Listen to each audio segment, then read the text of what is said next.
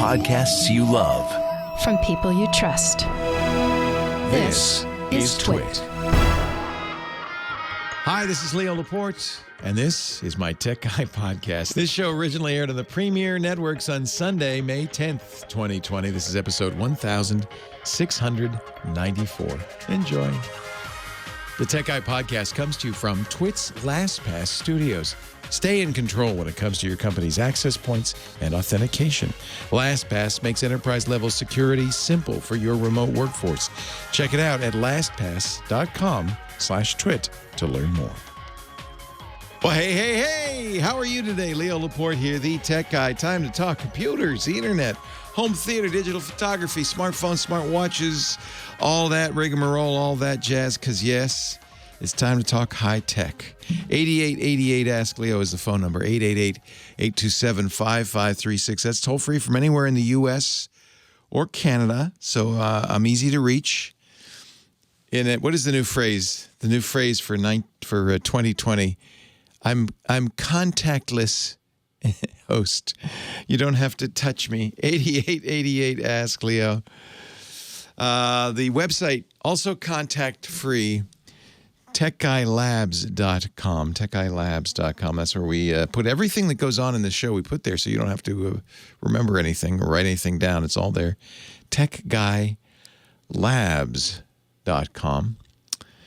And I always thought if I had been born in a century before radio, if I couldn't do this, I always thought I would have been a preacher. Not because I'm so religious, no, but just because that's kind of the same thing for me. It's talking to people. And honestly, this is my Sunday sermon. Although the religion in this case is the religion of technology. Kind of is a religion to some anyway. They worship at the feet of the electronic god, not me.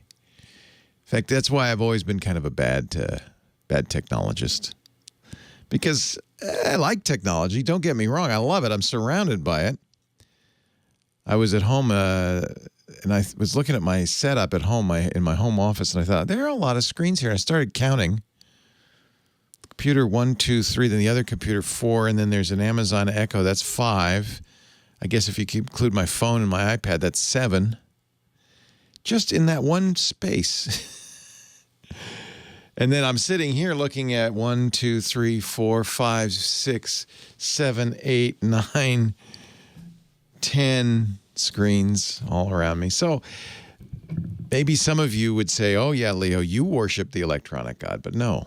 I've been warmed by its glow from all the screens flickering.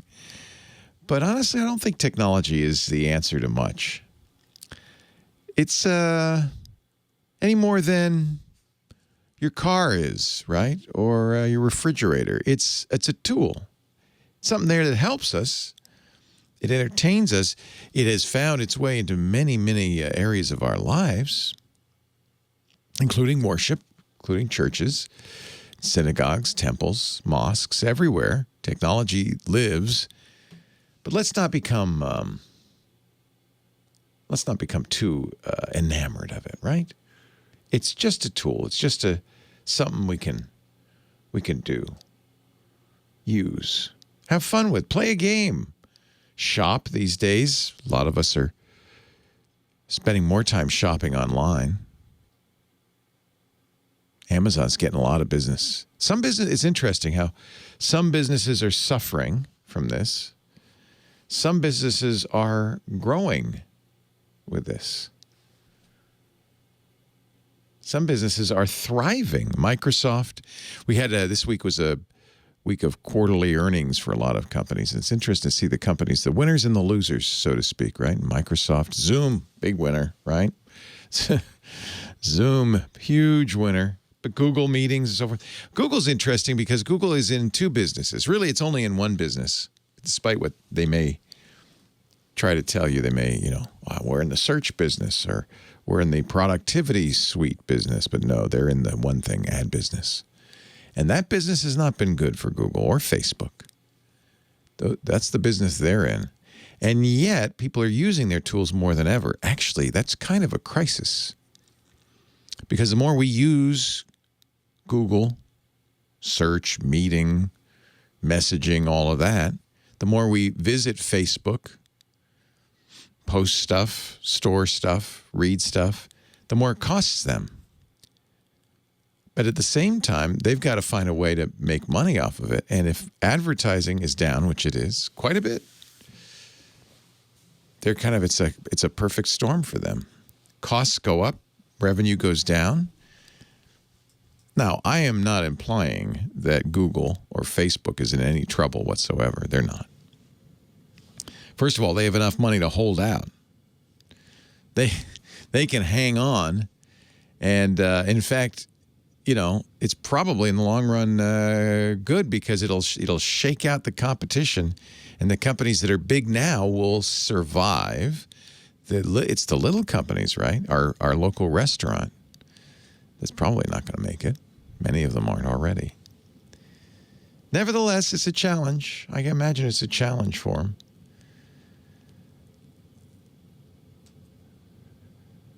It's a real challenge right now, and this is a big issue in academia. It's a real challenge for universities. See, are you going to pay $100,000 a year for a Harvard education if it's online? If it's no different than just watching some YouTube videos? I don't think so. Neither does Harvard. It's worse than that, though, for other schools that rely heavily on college sports for their revenue. No college sports, no ticket revenue, no TV revenue, no college. Colleges are very, very significantly worried. It's another thing I've been kind of thinking about when we think about winners and losers during this. We're going to come out of it in a new world, a world where some companies like Amazon have more power. I mean, that may not be a good thing. More power. Mom and pop stores have less power, right? That's been going on anyway. Now it's even worse. The big stores are allowed to open. Walmart can open. But not your little grocery store down the street. No. So the big companies are going to survive because they have cash. They can hang on. Little companies maybe not. Plus, the world that we live in will look very different, won't it? I don't know if the movie theaters are going to survive. AMC, big movie chain, already was shaky. Now hanging by a thread because they've got no revenue. And maybe when we go back, this is their real fear. Maybe when the world comes back to normal, we're going to say, oh, you know, it wasn't so bad watching TV in our living room. Who knows? Maybe drive-in theaters will be the next big thing. But it's going to change for them. And I think they're very, very worried about that. And maybe we should all be worried because, well, that's the question. Do you want to go back to the way things were? I don't know if that's even possible. Or are we interested in taking this as an opportunity to think about why they're the way they are, maybe think about how other things could be better. I don't think anybody thinks Amazon gaining more power over the brick and mortar stores in our neighborhoods is a good thing. Do you? I mean, Jeff Bezos does, but do you? But that's certainly one of the outcomes. I think it's almost inevitably one of the outcomes, isn't it? 8888 Ask Leo. I would love to talk high tech with you. Let's talk about whatever it is that's on your mind. Most of the time when people call, it's not about deep philosophical matters. I understand. You just want to get your printer working, or you want to figure out how to store those slides, or whatever it is. 88, it's okay. It's okay. No, I'm no judgment. And somebody called yesterday and said, this is a dumb question. And believe me, that's what I want. Give me the easy ones. That's a lot. There are no dumb questions. And almost inevitably, if it's a question, you're thinking, oh, I can't ask that. It's so silly. Inevitably, there are hundreds of people listening who are so grateful, who say, oh, thank you. I've been too embarrassed to ask. Thank you for asking that question. That isn't a dumb question. That's a good question.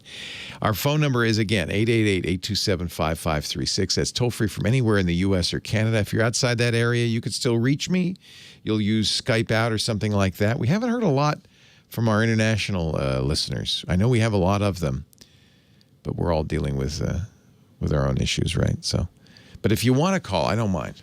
I'd love to hear from you. 8888 Ask Leo. There is a website where we write everything down, techguylabs.com. There's no membership, no sign up. It's wide open. Just go on over there. If you hear something and say, I want to know more, techguylabs.com. It also has a link to our very nice, very friendly, very cute chat room. They're all abnormally intelligent. They're way above average. irc.twit.tv. irc.twit.tv. Your calls coming up. Ladies and gentlemen, I give you the unbreakable Kimmy Schaffer. Hello, Kimberly. Good morning. Good quarantine morning to you, too.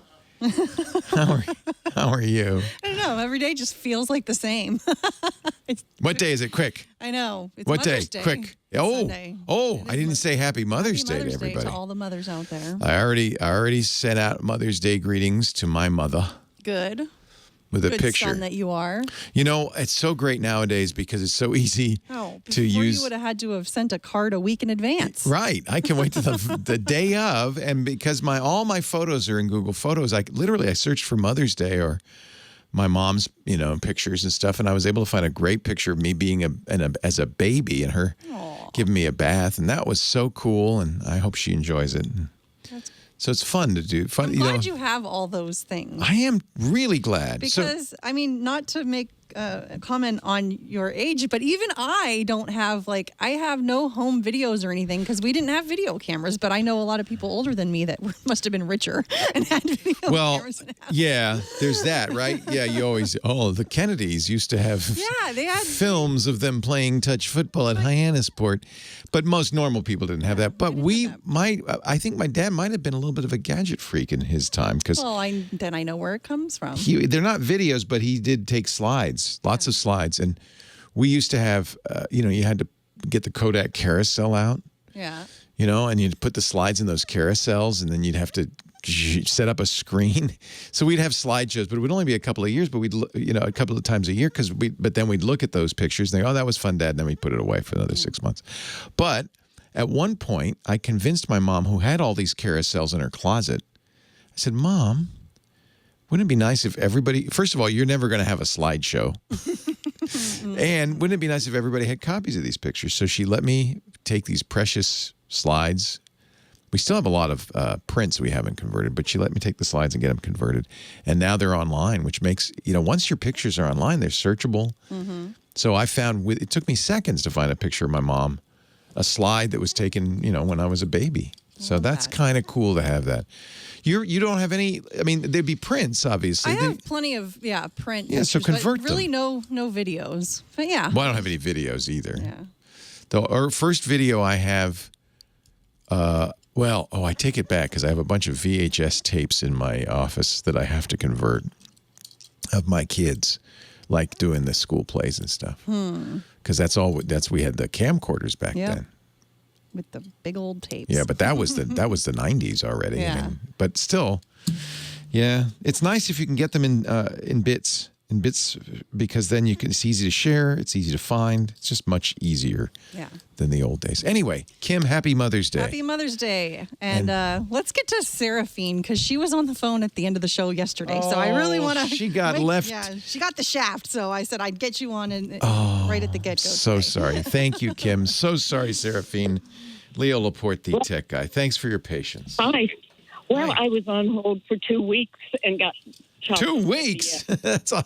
Did you get any food in that time? Any? I hope I had marvelous time. Thank you for being so patient. Thank you, Seraphine. Oh, thank you. I have what you'd call a simple question. Yeah. I have two situations, but to me they're major because I have not solved them. I've been on a PC since 1984 and a Mac for who knows how long. But I go back and forth between the two. I have two PCs that never go on the internet because they're my workhorses. And in one of them, I have a design program. I make stickers for cars and trucks for the guys in the power industry. That's neat. Yeah. And so I periodically need to add images to my brochures or to put them on the internet because I have an e-commerce site, and then to do advertising in a magazine. Okay. When I save them in that program as a JPEG, and then if I drop them in, I put them on a thumb drive, I drop them in on my Mac into either a brochure or the advertising or the website, some of them come in beautiful and some of them come in pixelated. They all have the same DPIs. And then so sometimes what I'll do is the bad ones, I'll go into Photoshop on the PC. I'll resave them as a JPEG with Photoshop and put them on the thumb drive. And sometimes they come in good and sometimes they don't. Yeah. So the picture can only be as good as the image that you're using. And what often happens for people is that, a picture looks fine on the screen until you really take a look at it, and then you realize, oh, it's really pretty low resolution. The number of dots per inch isn't meaningful because it's the original that you got it from, and if it's low resolution, you can have a lot of dots showing very little information. So that's not necessarily going to be helpful. Where are the original images coming from? Well, the line drawings are of the stickers, and they're coming from a program called FlexiPro. So a line drawing should always, assuming that it's doing it in a format, a scalable format of what they call a vector format, should always scale to any size without any problem. Converting it to JPEG is a mistake because you're converting it to something that doesn't scale to a dot-by-dot representation. So whenever you're using vector graphics in your line drawing program, keep it vector graphics and then convert it at the resolution you want to use it, because that's going to be a problem. It's not going to be scalable once you make a JPEG out of it. So when it's in the drawing program, I should find wherever it's hidden the... I presume when you're... I'm going to have to take a break because the clock's running out here. But hang on, I'm going to talk to you off the air, and I think we can solve this one. I honestly do. Sam Abuelsamid, our car guy, coming up in just a sec to talk automotive technology. Stay here. So, is the image that the tool you're creating the images with, that's probably vector graphics, right? You can make those as big as little as you want because they don't know how big the car sticker is going to be. You might be doing a whole wrap, or you might be doing something the size of a decal. Doesn't matter in that program because it scales it. So, and the reason is that program represents the image not as dots at all, but as this is a line from here to here. Right? Or this is a circle. And so they can draw it at any resolution at all. It's that converting to dot for dot that it's going to lose. So what you'll want to do when you're using the line drawing program, and I presume when you save it out as is it the line drawing program that does the JPEG? I can, yes. Yeah. So that's the place to do it.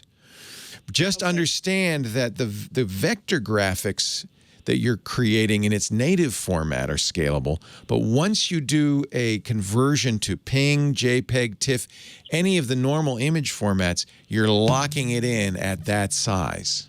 Does that make sense? If I want one that's 2 inches by 3 inches, then I should do the vector, save it as a 2 inch by 3 inch. Precisely. Then make it a JPEG. Precisely.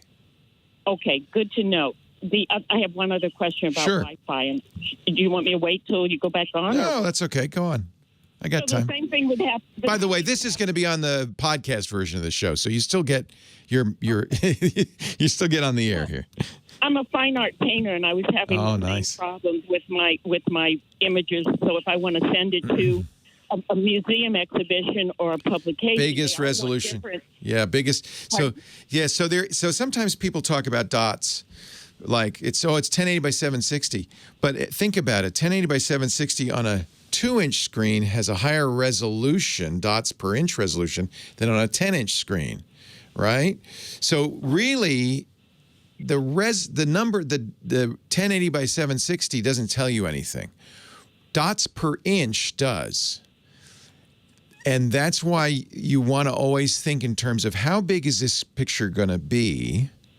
And then when you save it out, you can say specifically, it's better not to look at the resolution, but if your program offers you dots per inch, typically the screen is 72 dots per inch.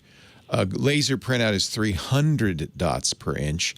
A museum, if it's blowing it up to billboard size, might even No. They just want to see it in an exhibit. They want to see what it looks like. So what they don't want to see is dots. Right? So you want enough dots per inch. Nowadays, everybody might want to see dots. They might. If you're Seurat, if you're Georges Seurat, they want to see dots. Everybody else, they want it as if it's a painting, right? With a continuous stroke. But understand the computer doesn't do continuous. So the only way it makes it look continuous is by having enough dots per inch so that the eye doesn't see the dots. Apple calls that the Retina Display. And it's a marketing term, but what they mean is you can't see the dots. So if you get the dots to anywhere over 200 per inch on any output device, unless a person's got a magnifying glass, they aren't going to be able to see the dots. Sounds like 300's the game. 300 is probably the game. And you notice that when you look at a laser printer and the output of a laser printer, you can't see the dots. Okay. So 300 would be fine. 300 dots per inch. Yeah, they look great on my printer, and then I put them on something else. Got it. So DPI is more important than resolution in that regard. Okay.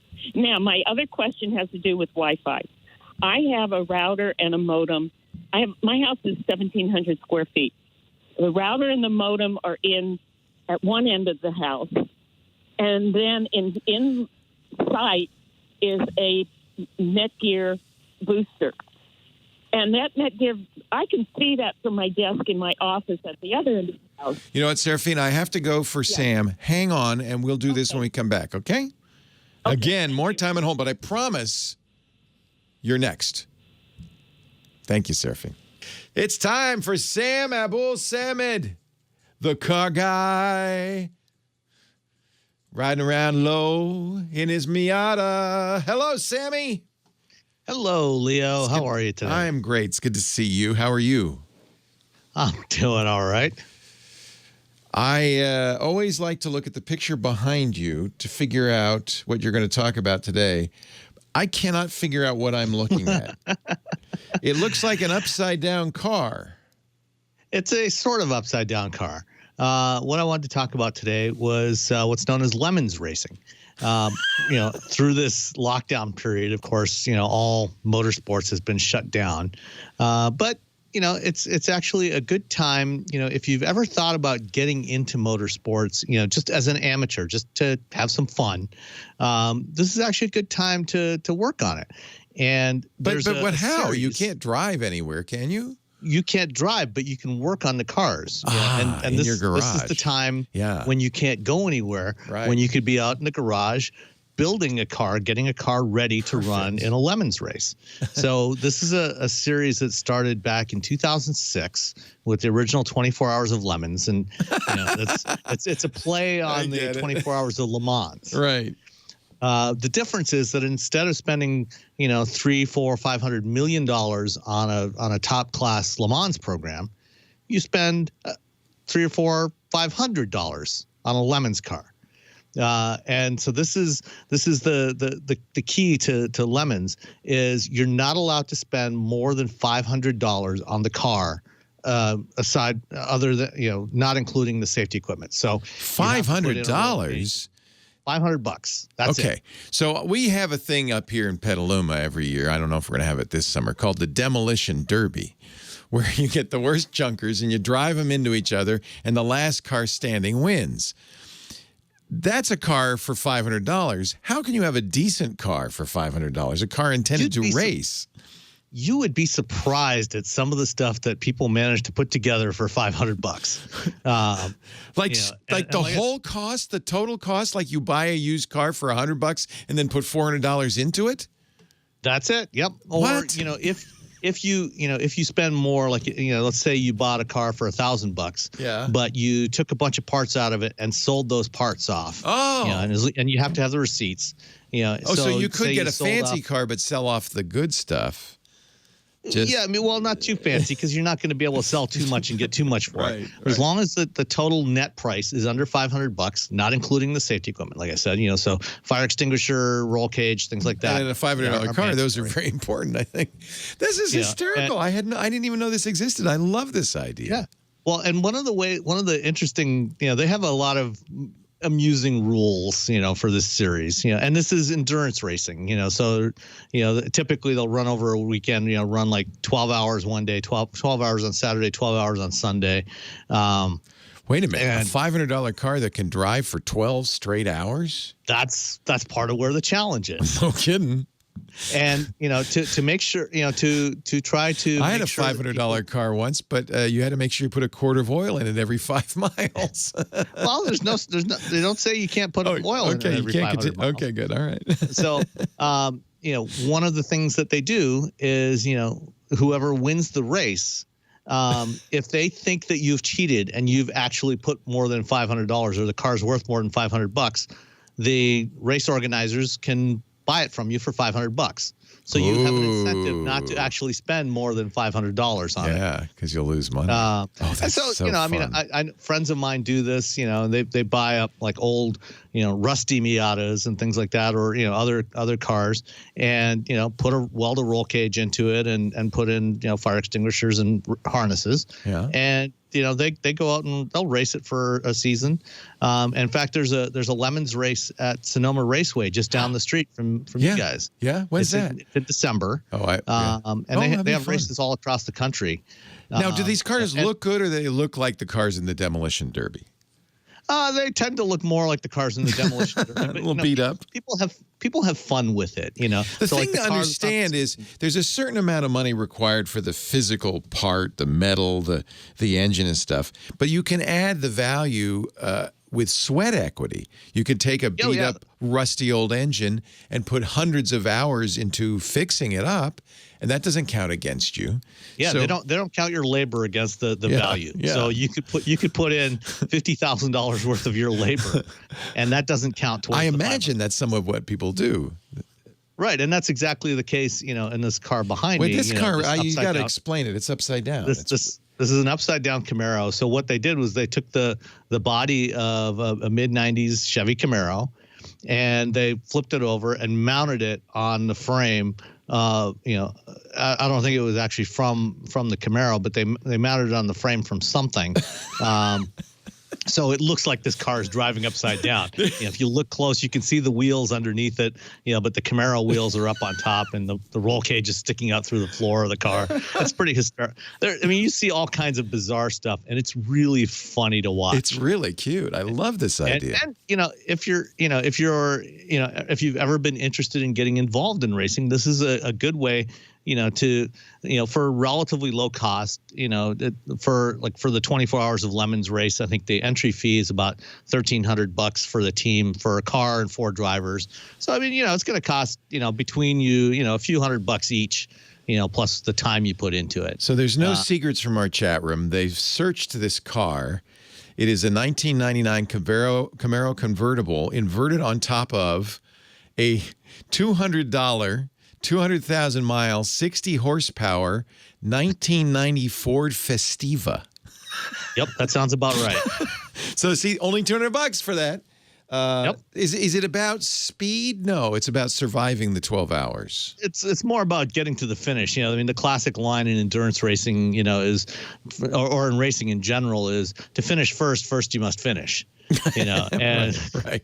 And so, obviously, everybody's trying to win, but it's more about, seeing if you can get to the finish and, just having some fun. I think it sounds great. It's pretty competitive. Yeah. But nobody's that fast. You're not getting you're not getting any, you're not getting Ferraris and Porsches running in here unless they're wrecked, like salvage parts and things like that. And you really get points, obviously, for creativity. So, you can get all kinds of points for creativity. I mean, they actually have, besides the winning, there's all kinds of awards. And it's funny if you look at the rules, under eligibility for drivers. The last item here is whiner eligibility. Whiners are not eligible to compete. If you believe that you might be a whiner, please check with a domestic partner, guardian, or healthcare professional before getting the rest of your team kicked out of the race. I love that. Oh, this is such a good idea. Now, are these televised? Can we watch them? No, but you can find YouTube videos, of Lemons races. People, the participants and their friends will film parts of it and put it up on YouTube. So you can find a lot of this stuff online. And as you say, now that we're stuck at home for a little while, what a perfect time to get to work on your Lemon. Yeah, get on Craigslist, find something cheap, go out and, buy a cheap, junker and get to work. Yeah. Get months. Yeah. How fun. Sam Abuelsamid, he's a principal researcher at what's the name of your new company again? Guidehouse Insights. It's the same company. Same company. It used to be Navigant, but now it's guidehouseinsights.com. And he also has a very good podcast you must listen to called Wheel Bearings, and you find that at wheelbearings.media. Sam, I'm glad you've got your sense of humor intact. That's the only thing that's going to get us through this, isn't it? I love it. Certainly. Yeah. Sam Abuelsamid, always a pleasure to talk to you. And we'll keep an eye out for the 12 hours of lemons at a racetrack near you. Leo Laporte, the tech guy. More of your calls coming up right after this. Thanks, Sam. Happy Mother's Day. Thanks, Leo. Talk to you next time. Take care. That is so cute. I love that. I'd never heard of that. That is so great.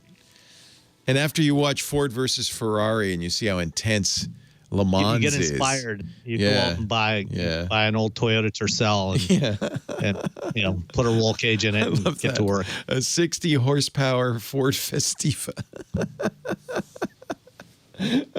If you look around and look for Lemons cars, you'll find all kinds of crazy stuff that people have built. Oh, that's so funny. I really appreciate it. Yeah, I needed a laugh. Thank you. Thank you. I appreciate it. Well, I was listening to Twig this morning and figured. Oh man, I was down. I was down and out. I was ready to just go throw it all, chuck it all, and I don't know where. The problem is you can't go anywhere, so you can't chuck anything. You're stuck with it. I was going to go to, I don't know, Costa Rica, but I can't get there. And anyway, so. Oh, I feel better now. Well, apparently Carnival Cruises has started offering a 4-day cruise for, I think, $199 in August. What could possibly go wrong? From Miami. Why would you want to go on that? I have no idea. Who would want to go on that? I think there are going to be some people, in fact, it's probably already happening, who just say, oh, screw it. I'll get it. I don't care. Yeah. But boy, the more I read about what it's like to get it, the less I want it. I guess if I were 25, I might have that point of view. Although I'm really proud of my kids. They're maybe because they want to protect their parents, but they're being very good about it. Michael had 2 other 17-year-olds over yesterday. He hasn't seen anybody in 2 months. And we said, okay, you guys, they can't come in the house. They can sit outside. We're going to space you 6 feet apart, get individual pizzas. You eat your individual pizza.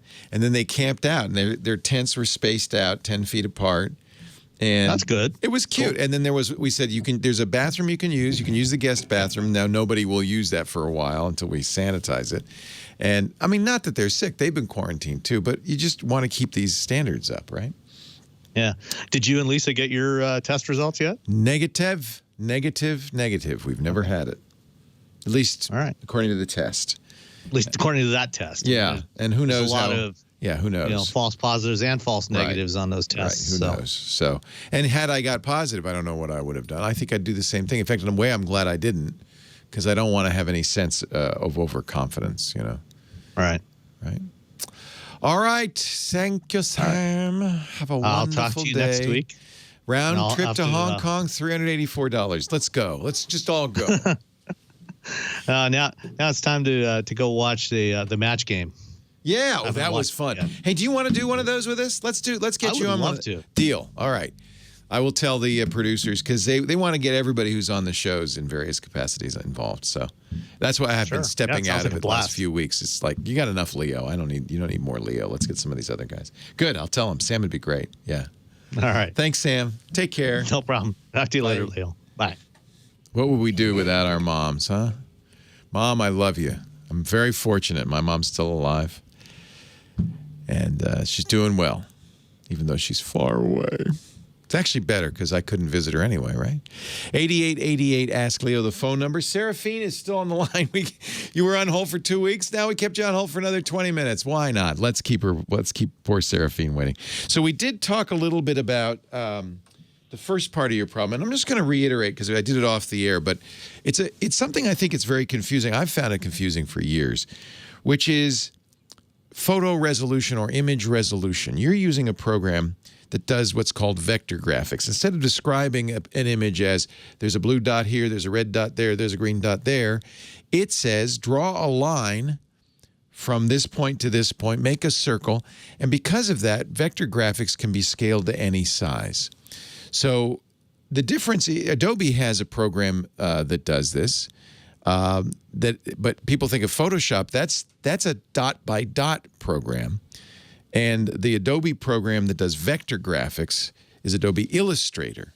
And the program you're using, I'm going to guess, for your embroidery or for the stickers that you're making is also, like Adobe Illustrator, a vector graphics program. The problem is when you convert vector graphics to JPEG, bitmap, TIFF, ping, any of the static dot-by-dot graphics, at that point you're going to tell the converter, okay, this is the resolution of that image. And it's really important to think not in terms of 1080 by 760, the resolution of it, but in the terms of dots per inch.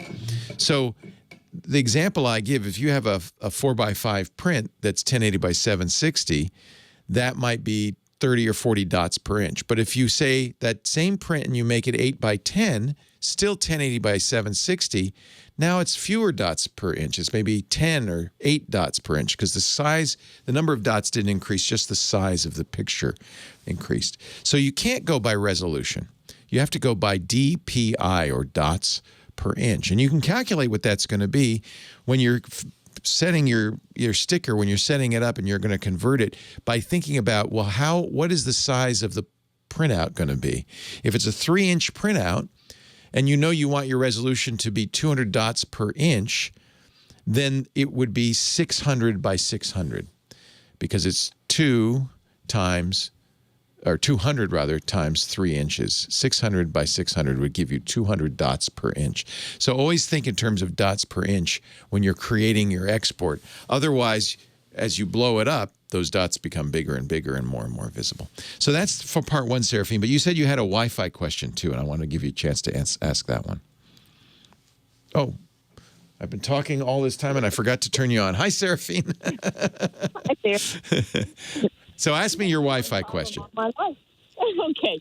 All right. I have a small house, but it's good for one person, 1,700 square feet. Perfect size, yep. Okay, at one end, at the far end of my house, I have a router, a Netgear router and modem. Right. And then my office is at the other end of my house. Now, from the point of view of my router, I put a Netgear booster. Right. I think that's what it's called. Yep. It used to be out in my backyard, but I moved it in the house because I was having problems. Yeah, sometimes they call it Wi-Fi extenders. Right, and I think it's mainly because there's so many people that are using the Wi-Fi right now. But in my office, I get intermittent Wi-Fi, and so I end up frustrated walking into my hallway and working on my projects in my That's hallway. No good. We want to get Wi-Fi from one end of the house to your office at the other end of the house. So distance is one. This is another one where we kind of like the dots per inch. Distance is one factor. Square footage is one factor. But there are other factors too. What's in between? Wi-Fi, when they say Wi-Fi goes 150 feet, that's the kind of typical range of Wi-Fi. That's if there's nothing in between. If it's line of sight, I can see the router from where I am. As soon as you start putting things in between, it starts to slow the Wi-Fi down and ultimately block it. No more, the rule of thumb is let's get no more than 2 walls in between your access point and you. And you know what the worst thing is? Humans. We're big bags of water. And a human walking past the Wi-Fi router could literally cut it out and you wouldn't be able to see it. So what we wanted... Or a dog walking by. Or a dog. A dog's also a big bag of water. So that's why we generally, when we mount the access points, we want to make them high so that they're not going to get things in between. And we want to place them in such a way we don't have too many walls between them. Some walls are worse than others. The more metal, the worse. A plaster wall is worse than drywall, for instance. Oh. Yeah. I heard last week, I thought you said last week there were these little modules that you could plug in the wall. That's the best. So you did the first thing, which a lot of people do, which is install an extender. The problem with extenders is they're really just repeaters. They take the Wi-Fi and repeat it. So they make the strength better, but in order to communicate with the home base and then with you and then with the home base and then with you, there's this handoff which cuts their speed in half. So they increase the signal strength, but they have your speed. That's not good. So extenders are kind of the old school, and you've heard now, maybe you've heard me talk about, that's what I was talking about when you heard me talk about these little units, mesh Wi-Fi. That's a new way of doing it that helps out with situations like this because it's not an extender. It is in a way an extender. It's another unit that you place in between you and the access point, but it has its own separate back channel to talk to the access point. So number one, mesh Wi-Fi doesn't slow you down, doesn't cut you in half. It increases signal strength without decreasing speed, so that's good. Most of the mesh systems do other things as well, looking at the kinds of traffic, prioritizing traffic for people watching streaming media versus people checking email, things like that. So these modern mesh systems are designed to handle some of those problems. There are other problems too. Your office may be close to the neighbor's house, and your neighbor may have had Wi-Fi problems and said, I'm going to buy a super-duper multiple MIMO router. You can buy Wi-Fi routers that clobber the other guys. They're so strong that you're going, what happened? And by the way, one of the bad features of Wi-Fi is it's very polite. You wouldn't think that'd be bad, but polite Wi-Fi means when it sees another signal, it goes, oh, sorry, I didn't mean, after you, Alphonse. And it lets the other signal go, waits a random amount of time, and then goes. And if there's still a signal there, go, oh, sorry, didn't mean to interrupt. So it's being very polite, but what you're getting, which is it's dropping out. It's pausing. So not ideal, right? Right. Especially if you're watching streaming media, really bad. It's not so bad, and the reason is, if you're surfing a website, your demand is, not constant. If you're answering email, it's really not constant. So it kind of just depends what you're doing. That's why a mesh router sometimes helps. Now, the problem with the mesh routers, they're expensive. They're very expensive. Of course. Yeah, of course. In fact, if you go back to the store just to shop Wi-Fi these days, even the non-mesh routers, the prices have doubled and tripled. So, is it because they're made overseas, or is it just... No, I don't know why it is. I think it's what the market will bear. And for a few years you could get a cheap Linksys router for $40, but I'll be honest with you, they were worth the money you paid for them. They were terrible. So I think people just decided, I want better quality equipment, better chips, better cooling, better software, and the market really moved away from those low-cost routers to better routers. Is mesh a brand name? No, it's a technology. So I'll give you some brand names. The best known mesh is something called Eero, E-E-R-O. The one I was talking about with a Plume, Plume's philosophy is a little different. They want you to put a little base module in every room that you want Wi-Fi. It's kind of a weird setup. It's like little lamps. It can start less expensive, but gets more expensive. Eero has realized, I think, it's an Amazon company now, that people were looking at the $300 price tag and going, ugh. So they start you out at $100 now. But remember, one Eero is known. You can do it, but it doesn't give you anything better than what you've already got. What you really want is a couple of Eeros, and you might even need more than that. But these systems do add. They're additive. You can add more as you need it. And the software helps you place it. So, I'm sorry, I had to do that to you again, Seraphine. That's okay. So, I just keep going away, don't I? So, I was getting ready to say, let me wait for the free gift you're going to give me. I wish I could give you a free gift. So, an Eero, but Eero, you're going to be talking $200 at least. Oh, geez. I know. And I live in a neighborhood where people have bigger houses than I, and because they all have wealthy, I've been here 47 years. They've been here 3 or 4 years, and they've got all the money. And so being stuck home alone, they probably have lots I'm of sorry, Seraphine. And I bet you they do have big, powerful, riding lawnmower Wi-Fi access points that are just clobbering your little access point. So there are some things you can try. One is to take your Netgear, the base unit, and put it higher up. I will try that. And the same thing with the extender. Put it higher up if you can. So how many walls between you and the base station?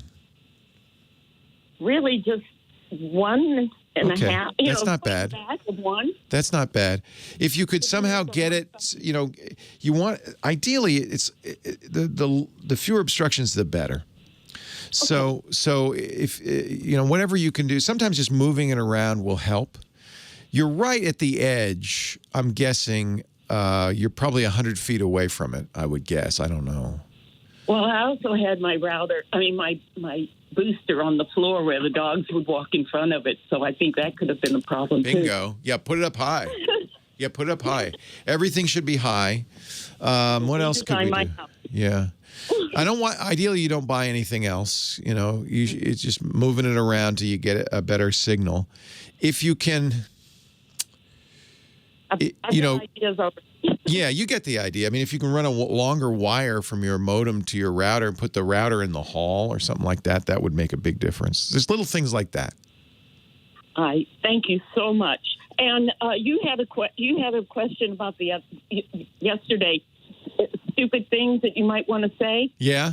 I'm although I've been on the computer since '86. Yeah. When I try to get onto your TWiT chat area, I find it impossible. I look at it and I go, "Oh my God, this is too technical." So you can do it in a browser. Just go to irc.twit.tv, and then it will ask you for a nickname. It'll offer you a dopey one like user1234, but you can type in Seraphine. And then hit return. And now it's just text. It's really old-fashioned. It predates 1984.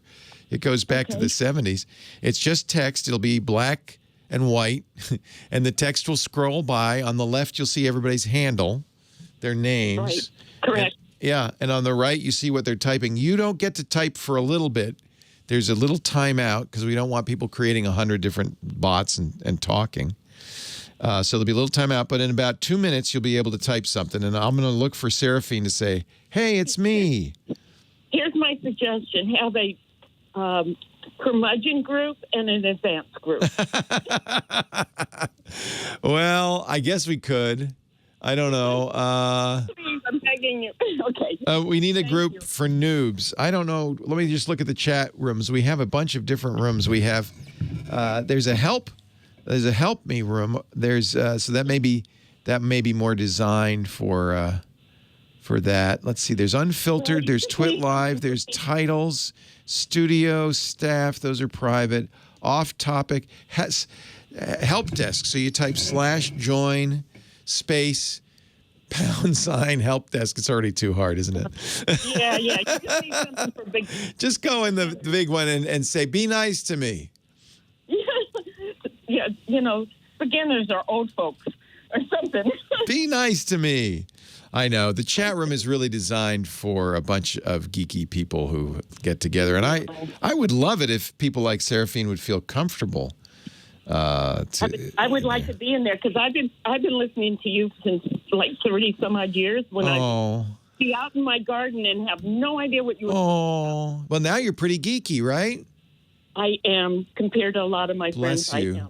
So tell me about your stickers. What are they, vinyl? Are they magnetic? What is it? How do they do that? They're vinyl, and people will send me photographs of them working, or like their tattoos, or in memory of someone, and I will vectorize and draw them from scratch based on the vector image that See, I've you already seen. know about all this vector stuff. Yeah. Yeah.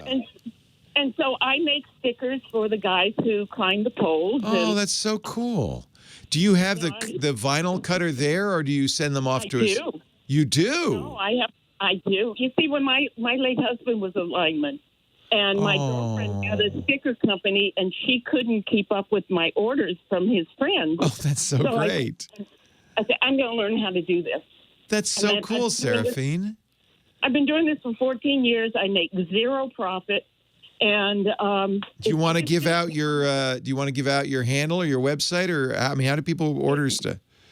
It's linemanstickers.com. Linemanstickers.com. I'm going to order some TWiT stickers. Yes, they don't have to be just linemen. They can be anything. You know. I love this. I've done some for the train industry and for schools and things like that. You know. I love it. You know, my expression is what can be conceived can be created. You just need to know the right person. Oh, I love it. Well, I know the right person now. Seraphine, yay. Okay. So, Seraphine, I'm good. We'll send some people to linemanstickers.com. And go ahead, take control, John. Just because it says lineman, it can be any kind of sticker. Yeah. And I do have a place where I get multicolor ones made. I love just the name, Lineman Stickers. That's awesome. Thank you. Yeah. I did a whole thing for a battalion of Marines that came back from the Middle East. Yeah. And so based on their patch, I made stickers for them for their trucks. Oh, that's so cool. That's so cool. And did you do the website all by yourself and everything? Yes, I did. It's primitive. No, it gets the job done. I love cut vinyl stickers. I just love them. What a great skill. I can be really good with them. Really. I can be very detailed with it. Yeah, I love this kind of grayscale stuff you do. That's really cool. How do you? Is it pewter? That's something different. No. Are you on linemanstickers.com? I think I am. Lineman stickers. One word? One word. Linemanstickers.com. It's red and black and white, right? Yeah. What at that very bottom one? It's the belt buckle. Oh, yes, that's a pewter belt buckle. I bought that from somebody else. That's I didn't do that. That's cool, too. And then my fine art website is longshadowstudio.com, all one word. Shadow plural or single? Everything single. Longshadowstudio.com. Because it's a great time to go out and photograph and to plein air paint and all that when the shadows are what kind of medium? Oh, that's beautiful. Is that watercolor? No, I work in acrylic. That's beautiful. The Japanese painting on the front. I love it. Korea. Actually, it's South Korean. Well, Seraphine, I got to run once again. I got to leave you behind, but okay. It was a real pleasure. Thank you. Your honor. Thank you. All right. Bye-bye. Take care. Bye-bye. Well, hey. How are you today? Leo Laporte here, the tech guy. Time to talk computers, the internet, home theater, digital photography, smartphones, smart watches. 8888 Ask Leo, the phone number, 888-827-5536. Toll free from anywhere in the U.S. or Canada. Outside that area, you can still reach us. The Tech Guy Labs website is called techguylabs.com. How about that?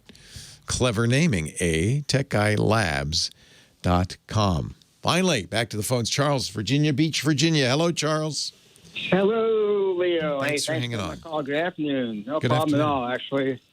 Good afternoon. It's Welcome. nice weather. Hope it's nice out there, too. I think the polar vortex went from your side of the country to our side. It's a little chilly now. Yeah, I was a little pressed this morning, but it's beautiful now. Oh, good. Are you on the beach in Virginia Beach? A couple miles away. Nice. Drove by there today, and Nice. it's interesting to see what people are doing out in this crazy times. A few miles out, but try to get there once in a while. Good. What can I do for you today? So, in the beginning of the show, you talked about having dumb questions. I got 2 dumb questions for you, if you can humor me. Okay.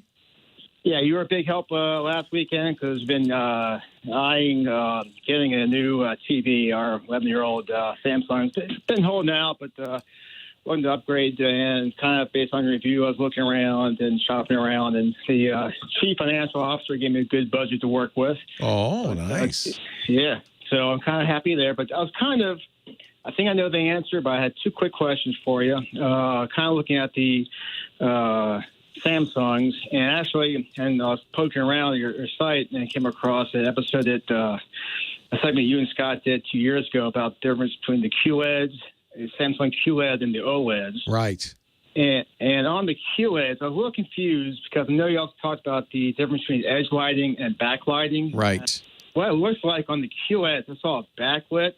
But the way they got the stuff on the Samsung site for the specs is a little bit confusing. So I think Samsung really wants you to think QLED is the same as OLED. And that's part of the source of the confusion. The truth is OLED, which is a direct view display technology, has the organic light-emitting diodes. You're looking directly at them, and they can change color. But QLED is just another LCD technology. And it's really not what they should say is quantum LED backlit LCDs. That's really what they are.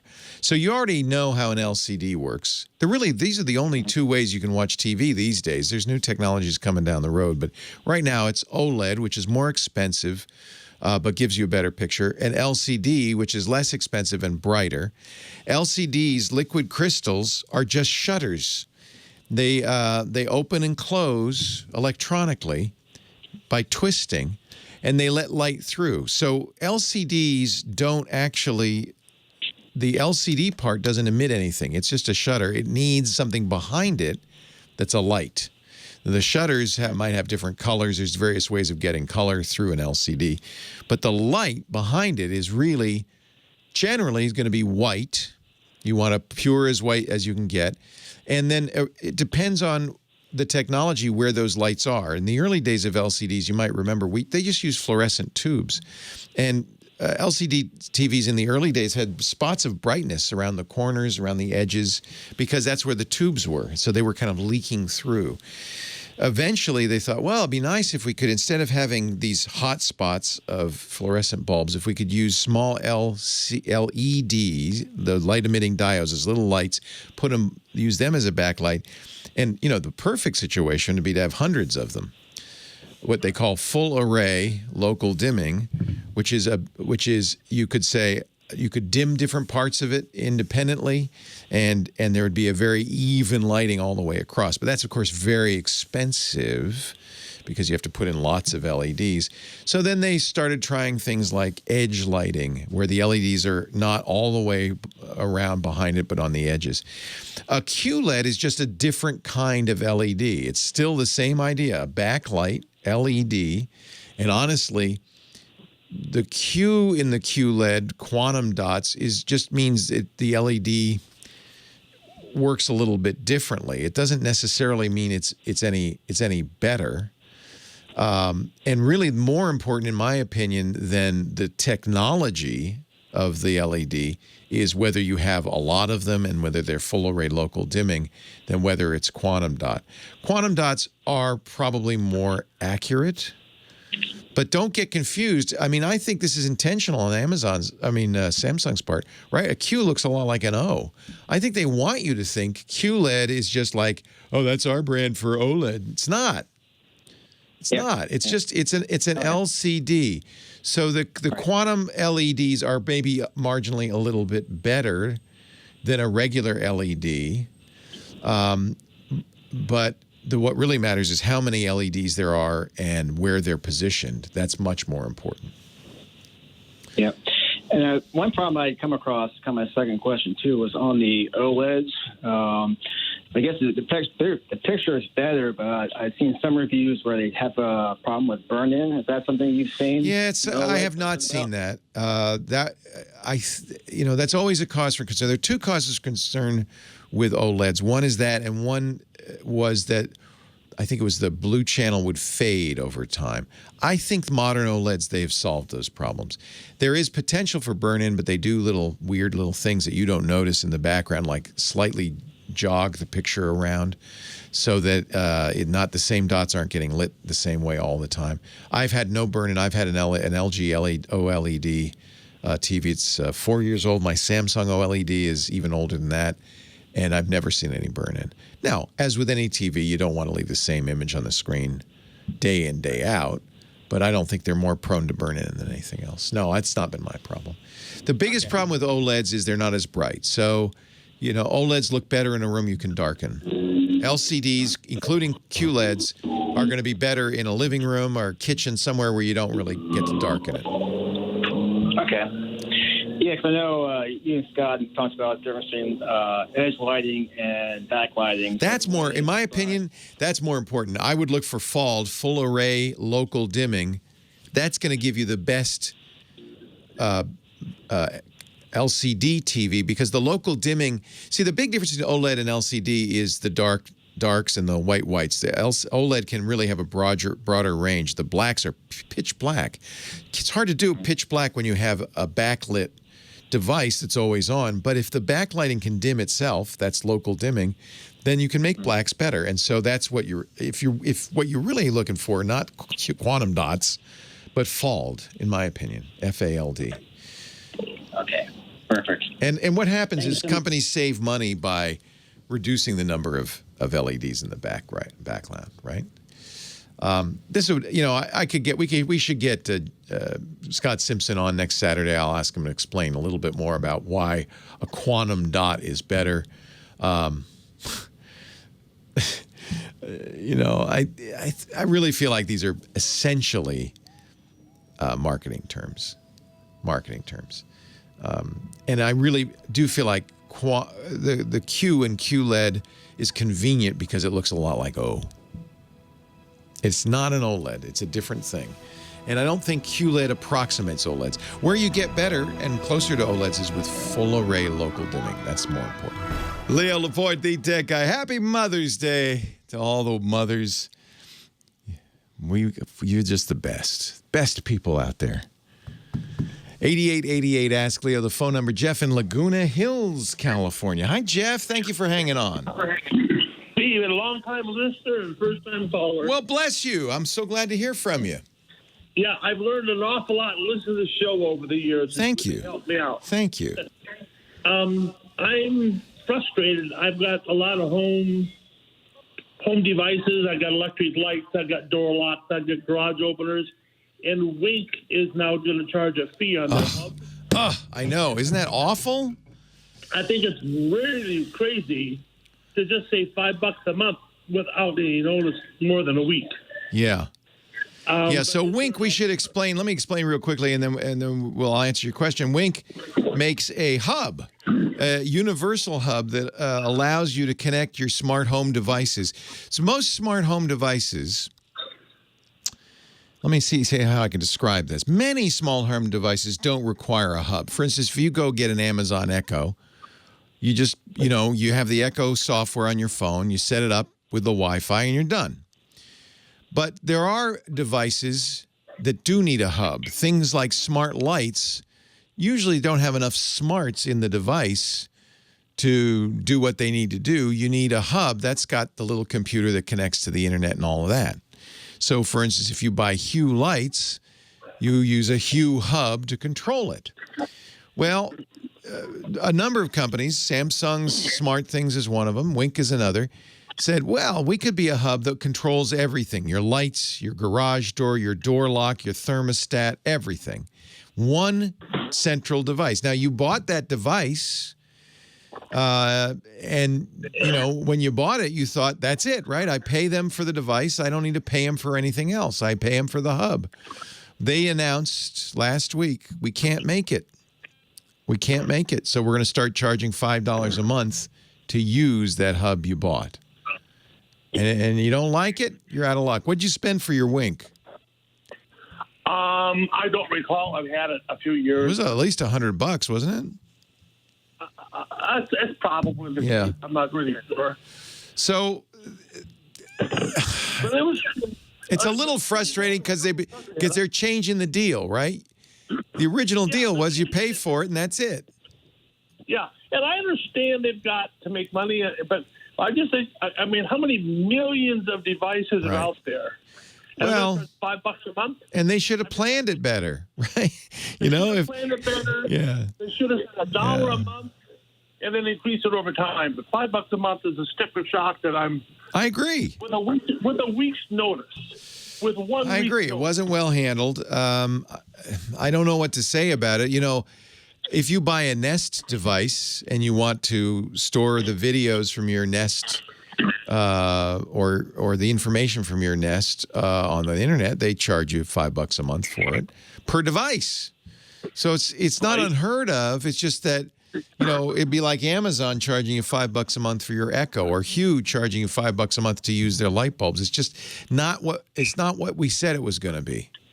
And it's not efficient anymore or practical with adding all these fees on. It's ridiculous.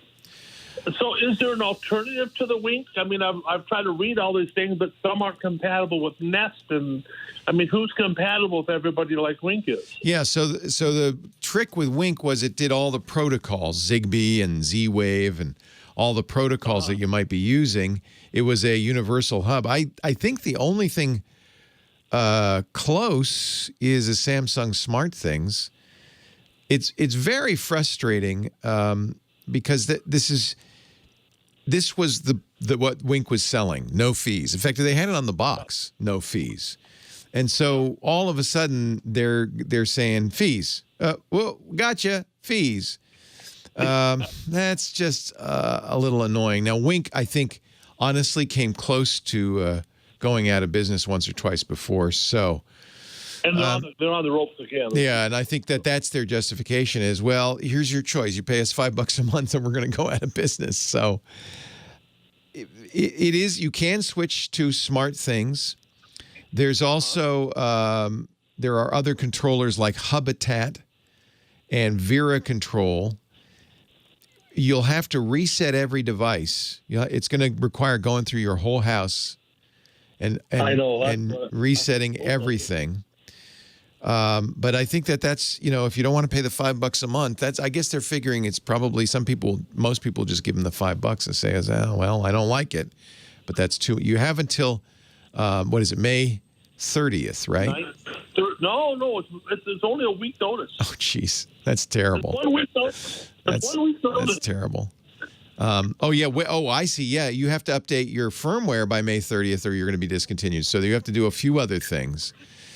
I like SmartThings, but you're right. You're going to have to, first of all, figure out if it's going to work with everything you're using. That's what I'm trying to figure out. Like, with the virus, you can't get a hold of anybody at SmartThings to talk to them to run the list and to find all the internet's troublesome. And we're gonna have to do something on this. This is all started happening all at once. You know, first Sonos.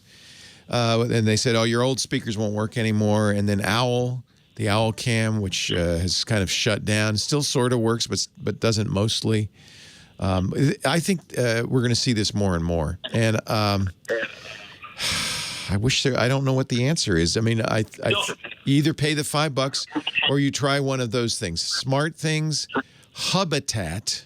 I'm not familiar with this. And Vera Control. Those are the three I've seen people say you could try. Hubitat and Vera Control.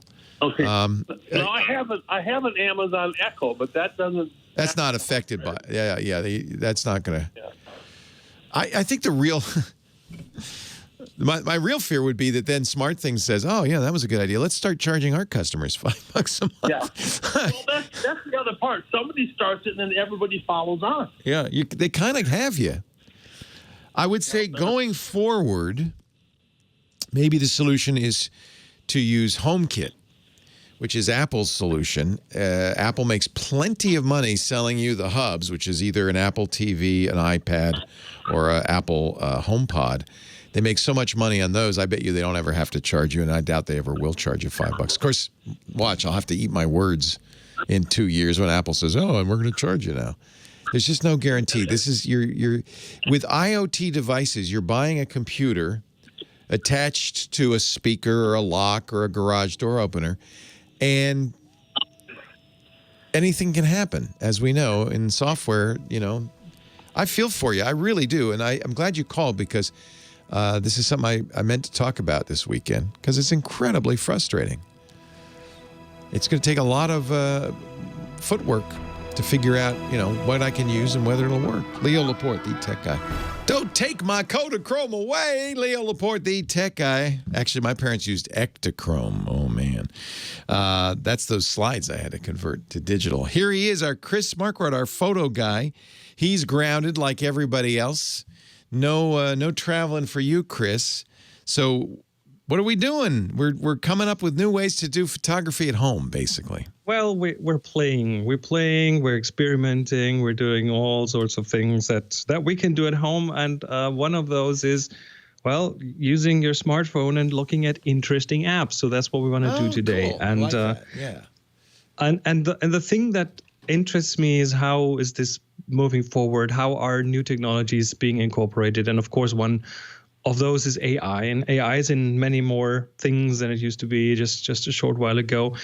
And there are certain things that can be done now that couldn't really be done a while ago. One is in an app that I found that's called TapTapSee. And it's an app that is, I believe, predominantly being used by blind people. Oh, yeah, I know. And what you do is you point the camera at something, you tap the screen, and if you have voiceover activated, it'll just tell you what it sees. Yeah. So it's pretty smart, and for single objects, it works really well. So that is available on iOS, that's available on Android. I think they have a cloud component. They do that recognition in the cloud. It's on several platforms, and it's a nifty little app that will help people see things that can't see. So very nice. TapTapSee. TapTapSee, one word. It's free. Yeah. Nice. Another place that the AI thing, and again, the next thing is about image recognition again. Another place where this is starting to move into is games, believe it or not. So there's an app, unfortunately only for iOS at this point, and it's called Polarized. It's a photo mystery. So it's pretty much a story that you play in as an active participant. And in order to advance the story, you'll have to take pictures that have to do with the story. So, you have to take pictures? What? So it starts with, you have to get into a house. But how do you get into a house? Well, through a door. So you take a picture of a door. And if you do that, it recognizes it's a door, and the story continues. Oh, that's such a good idea. It is wonderful. I mean, it asks you, how do we get in? The door is locked. So you find a key, and you take an actual real life key and take a photo of that. And then you continue. So you have to be in your surroundings, finding things. So it's a nice little way to bridge the real life and the gaming side of things. Oh, I'm going to play with this. This looks really interesting. And it's the same thing as TapTapSee. It's artificial intelligence photo recognition software. Yeah, and that stuff is getting better and better. So and interestingly enough, this is an only iOS app. And what these guys are doing is, of course, there's always this privacy concern. You have a cloud component. Stuff is getting somewhere where you don't know where it goes. Polarized is doing all this on the phone. Oh, really? So it's local. That's all nice. local. So they have, I'm pretty sure they have a neural network on the iPhone that is trained on the things that they wanted to recognize. So it's not like a full recognizer that recognizes everything everywhere. But what I like is that the pictures in it are kind of low quality Polaroid pictures. So even the world you're in kind of looks a little grainy and gritty and different. It takes you pretty much into it's this, pretty this fun. Interesting world. Yeah. Wow. Monkey Box, it says #1, which makes me think there's going to be more of them, and it's 99 cents. Yeah. So I think this is going to be my new game. I love this. Now, that's a fun thing. You've played farther along. Do I have to go out of the house to find stuff, or is it mostly stuff around the house? Or Oh, it's just stuff around the house. It's just stuff around the house. Cool. Oh, well, I mean, of course, taking you outside the house in COVID times might be a bit of a problem. Right. So. I mean, if they ask me for a picture of a post office box, I might have some issues, or there's some places I just not going to go. But all right, that's cool. If I need the ocean, I could take a picture of the beach without risking my life, I think. What a good idea. I don't think they'll take you that far. I think they want everyone to be successful in the game. This is from the Coding Monkeys, Monkey Box #1. And the Coding Monkeys have been around for a while. They do actually a lot of other interesting stuff. So. Oh yeah, true. Yeah. So last but not least, the next one is a bit of a different thing, and it uses the camera. And what it does is it's called Meisai. I'm not really sure how to pronounce that. MEISAI AR filter. And what it does is it recognizes human shapes and replaces them in real time with other things. Like, I mean, you could have a human shape be pixelated in a live video. So you point it at a person, it immediately knows this is a person, and it makes him into pixels. Or you replace him with interesting patterns and artsy kind of moving patterns. It is a really, really interesting little thing that I just came across. And if you play with it, point it at your hand or just someone else, and you'll be surprised as to how mesmerizing this can be. And it's really high quality. So I was really surprised how well it did with just like part of my hand, and it instantly recognized that's part of a hand, and let me do something with it. Wow, that's this is using the AI capabilities of the Apple camera. So it only changes the live part, the hand part rather, the human part. It doesn't seem to be changing its background. So it looks like I'm pixelated. How weird. So yeah. If just pointed at several people, it works with several people. So just point it at me. I'm pointing at you. See what it does to you. Does it recognize me? Yeah, it's starting to pixelate you.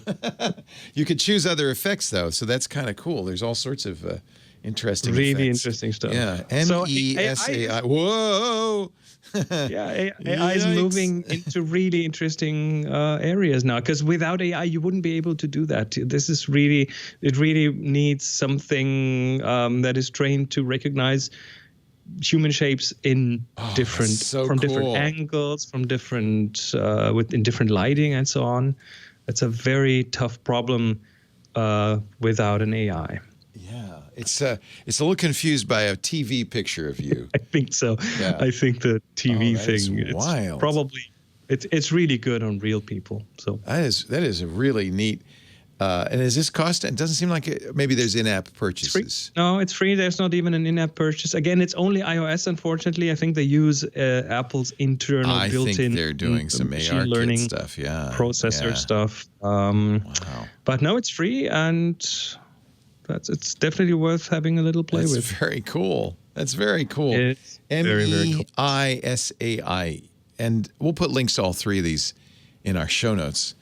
Wow, you've given me some toys here. Now, we do have an assignment that's not going to take you out of the house. Our photo assignment we're going to review that next week, I think, right? So one more week. Next week, It's the My Home assignment. So show us what your home looks like in a nice photo. Make it an interesting one, folks. And tag it with the words TG My Home. Actually, all one word, TGMYHOME. Then upload it to Flickr. Actually, I guess you have to upload it to Flickr, then tag it TG My Home, and submit it to the Tech Guy group. And you have one more chance to do that. Next week, Chris will pick 3 of his favorites and talk about them on the air. It's just an excuse to get in.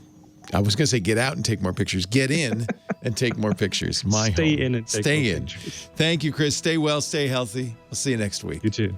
Leo Laporte, the Tech Guy. Fun. That's great. I'm going to steal these for my, I think Polarized for my app cap. That's really fun. I can see kids having a lot of fun with that. That's yeah, really I think it's it gets a bit repetitive after a while, but it's really interesting how they incorporated that whole photography element into a game. This Mesa is amazing. Mesa is wild, totally wild. Wow. And you can if you tap the little frog icon, then it'll reverse the effect. So everything is then pixelated, but you. Oh, my hand looks normal, but the world I'm in's not. Man, do not do this on acid. That's the future of that's going to replace blue screen sooner or later. That kind of stuff, you know. Yeah. Wow. A lot of Oh, look at that. Look at that. Put your hand in front of the numbers now. Yeah, there we go. I'm in the Matrix, baby. There you go. Wow. Very interesting. Good one. Thank you, Chris. All right. We'll talk to you next week. Talk again in a week. All right. Till See you then. Bye-bye. Take care. Well, once a year, there'll be days like this. It's called Mother's Day. Happy Mother's Day to you all. Leo Laporte, the tech guy. Aaron in Pasadena is next. Hello, Aaron. Hello. Mama did say there'd be days like this. Mama did say. I don't know if Mama knew really exactly what it would be like these days, but... yeah, it kind of reminds me. Did you ever hear the song by that Dr. Demento used to play? They're coming to take me away. Ha ha ho ho hee hee. Yes. Oh, we're all in the loony bin these days. Yes, we are. Speaking of loony bins, I've got a teenage son. Oh man, are you quarantined with a 14-year-old? Well, yes, I am. Oh my goodness, you have my deepest sympathies. Well, thank you so much. I knew you could feel my pain. I do. We're quarantined with a 17-year-old, but fortunately, this is the first time I've ever said I'm happy about this. He's a video game addict, so he pretty much Yeah, me too, right? Yeah. We don't have to worry about the outside world. No, he keeps to himself. It's good. He's quiet. All I hear now is, hey, the Minecraft server needs updating. Okay. Well, that brings me to why I'm calling you. So we've reached the point where he wants to get a really good gaming computer, but also be able to use it for video editing. Yes. And he's got some ideas about what he thinks he wants, but I told him the final say-so is going to be you. So I'm so happy that you actually took our call. Mom, do you have a budget? Well, so here's the beauty in all of this. He's got a budget. Whoa. He's saved up what we think is an appropriate amount based on what I've kind of heard you say in the past. What a good kid. That's really great. Does he have a paper route, or is it just birthday money, or?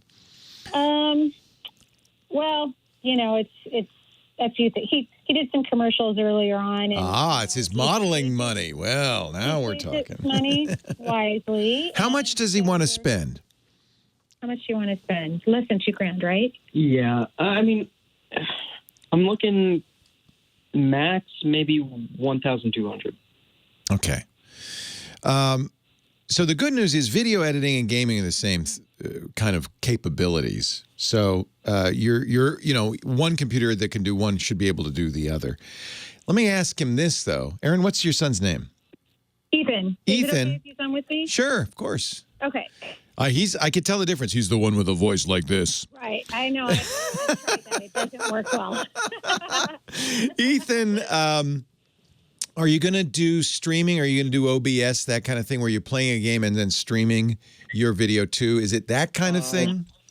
No, not. You don't need to do that? Okay.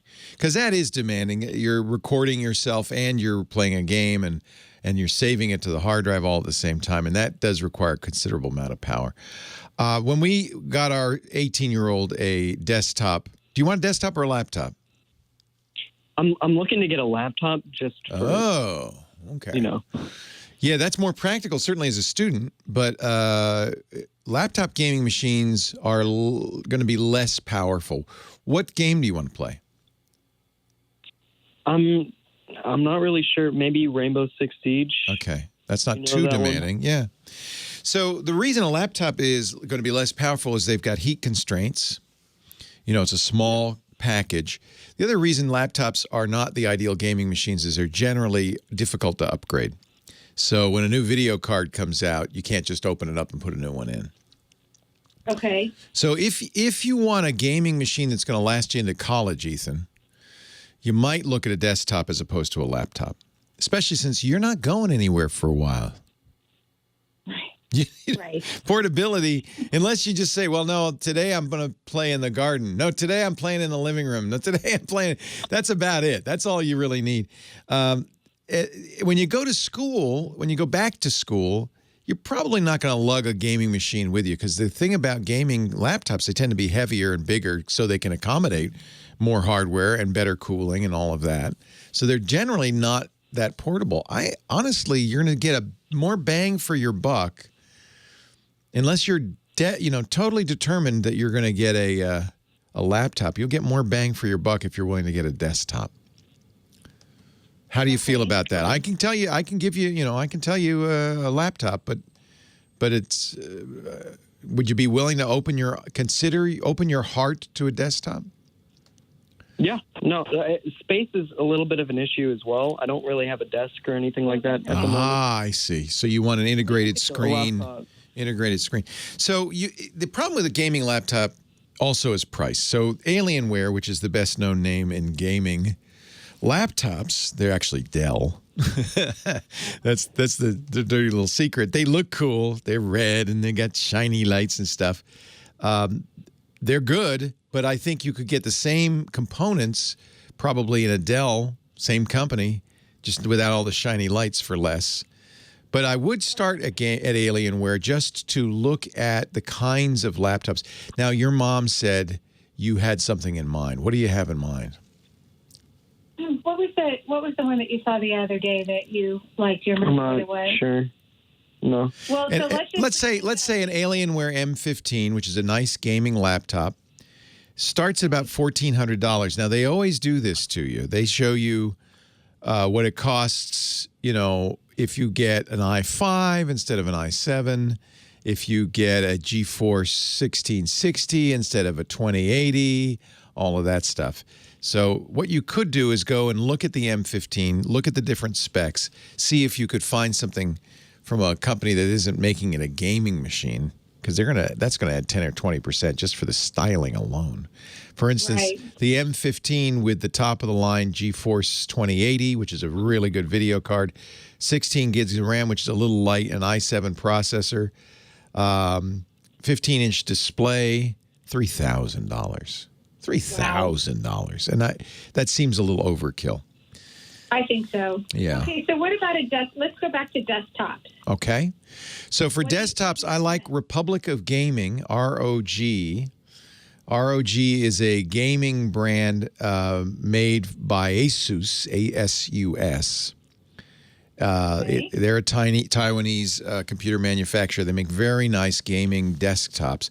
The reason I say start at the gaming sites is because you could see what the typical specs are. Almost all of them use NVIDIA graphics cards. It's probably a good idea to familiarize yourself with the graphics card capabilities. A good graphics card will help you with a game like somewhat a little bit Rainbow Siege, maybe more later games, that with higher frame rates, a little bit more going on. The more modern games tend to take more horsepower. You probably, for Rainbow Six, you probably don't need the latest, greatest. You could probably, you could probably save a little on the card. I don't think the card's going to help you at all with video editing. That comes down more to CPU, processor speed, and having a lot of RAM. 16 gigs is minimum. You're going to want an SSD for the hard drive, absolutely required. No spinning hard drives because it just takes too long to load different scenes. SSD is state of the art. If you get a desktop, don't forget to include in your budget a monitor, keyboard, and mouse. That's another $1,000. Right. So maybe a laptop is a good idea. You're not trying to do, Ethan, the hardest core gaming there is, which is nice. Yeah. So you could even look at a Dell laptop that's not the Alienware brand, not the gaming brand. Probably specs. You do want a discrete graphics card. You do want NVIDIA. As I said, the 1660 is kind of the base model on the Alienware, so that's probably something to look at. An RTX 1660, 16 gigs of RAM. Don't even worry about having more. For video editing, you probably want an i7. In a laptop, though, the problem with i7s, that's Intel's fastest processor. In a laptop, they tend to be throttled by heat considerations. They don't ever get to their highest speed. Actually, let's take a break. I'll talk a little more with you about that, because that's a complicated subject. So I'm not done with you, Ethan. I've just begun, my friend. Just begun. Mm-hmm. So they're telling me Doghouse Systems. Those are very nice as well. They are a smaller integrator that makes really nice gaming machines. They don't think they make laptops. Yeah, they do. Doghouse Systems? Doghouse Systems. They're a smaller company. Okay. What's nice about Doghouse, though, because they're not a big company, I think they make really high quality stuff and they kind of stand behind it. That's cool. Yeah. Oh, he's shaking his head. He knows them. Okay. Yeah. They're really great. They make the Armor series. Let me see if they have a laptop here. I guess their laptops are called Mobius. Mobius. $1,500. Oh. Yeah. Looks pretty nice. Okay. I think 1,200 is a little light, but I think probably if you get it. I mean, that's just a rough idea. Certainly, if you said, hey, for another $500, this would actually be the best way to go, we'll do that. Yeah. I'm not worried about that. I'm not going to say that. I think one of the problems with a laptop for an i7 is you may never get the speed that's indicated. In fact, lately, with the way Intel's working, the first number they tell you, the consistent speed, 1.1 or 1.2 or 2.0 gigahertz, is really the number. Then they say, and under duress, if you need it, it can go all the way up to 4.2 gigahertz. That number is not sustained because it gets so hot in a laptop. Yeah. So it's just for bursts, and it's not for gaming. Big deal. Gaming, you need sustained throughput. So that's one of the sacrifices you make with an i7. I don't know if you really need an i7 because they do get so hot. If you're going to save money, probably get an i5. You definitely, though, want the 1650 or 1660 GeForce card, 16 gigs of RAM and SSD. Yeah, I think I'd have no hesitation recommending Doghouse. I think this is a really competitive price. So go look at the Mobius VS, 15-inch display, not super high resolution, but that's going to give you better battery life. It's 1920 by 1080. It's HD instead of 4K. Yeah, that's where they really get you, is on the 4K display. You don't really need that probably, because you can't drive 4K in a laptop with at a decent frame rate. Right. You're going to upgrade this a little bit because you're going to want to add a little bit of memory. You're going to, because they start with 8 gigs. That's $85 there. I wouldn't worry I would definitely I would get the M2 card, because that's your boot card, and get 512 gigs on that, and then not get a second hard drive. Well, they require you to. You can upgrade that second hard drive easily later. These are a little more upgradable. That's what I was thinking. Yeah, okay. Yeah, that's a pretty nice one, the Doghouse. I just spec'd it out with a little bit more stuff. And what does it come out to now? Are they giving me a price somewhere? I think it's a couple $100 more. So it's fine. $1,700. So yeah, and everybody in the chat room saying Doghouse is they have had good experiences with Doghouse, so that's great. Awesome. Well, as I said when we started this call, the final determination I felt comfortable was you. Oh, your poor Ethan's going, oh, man, that's just some old guy on the radio. Mom. No, quite the opposite. So check this out. We are, Ethan is a 4th generation KFI listener. Oh, my God. That's wonderful. Yeah. So it started with my grandparents and then with me. And, oh, that's so cute. They were listening when KFI stood for Farm Information. Oh, God. It was a farm channel. Isn't that crazy? Yeah.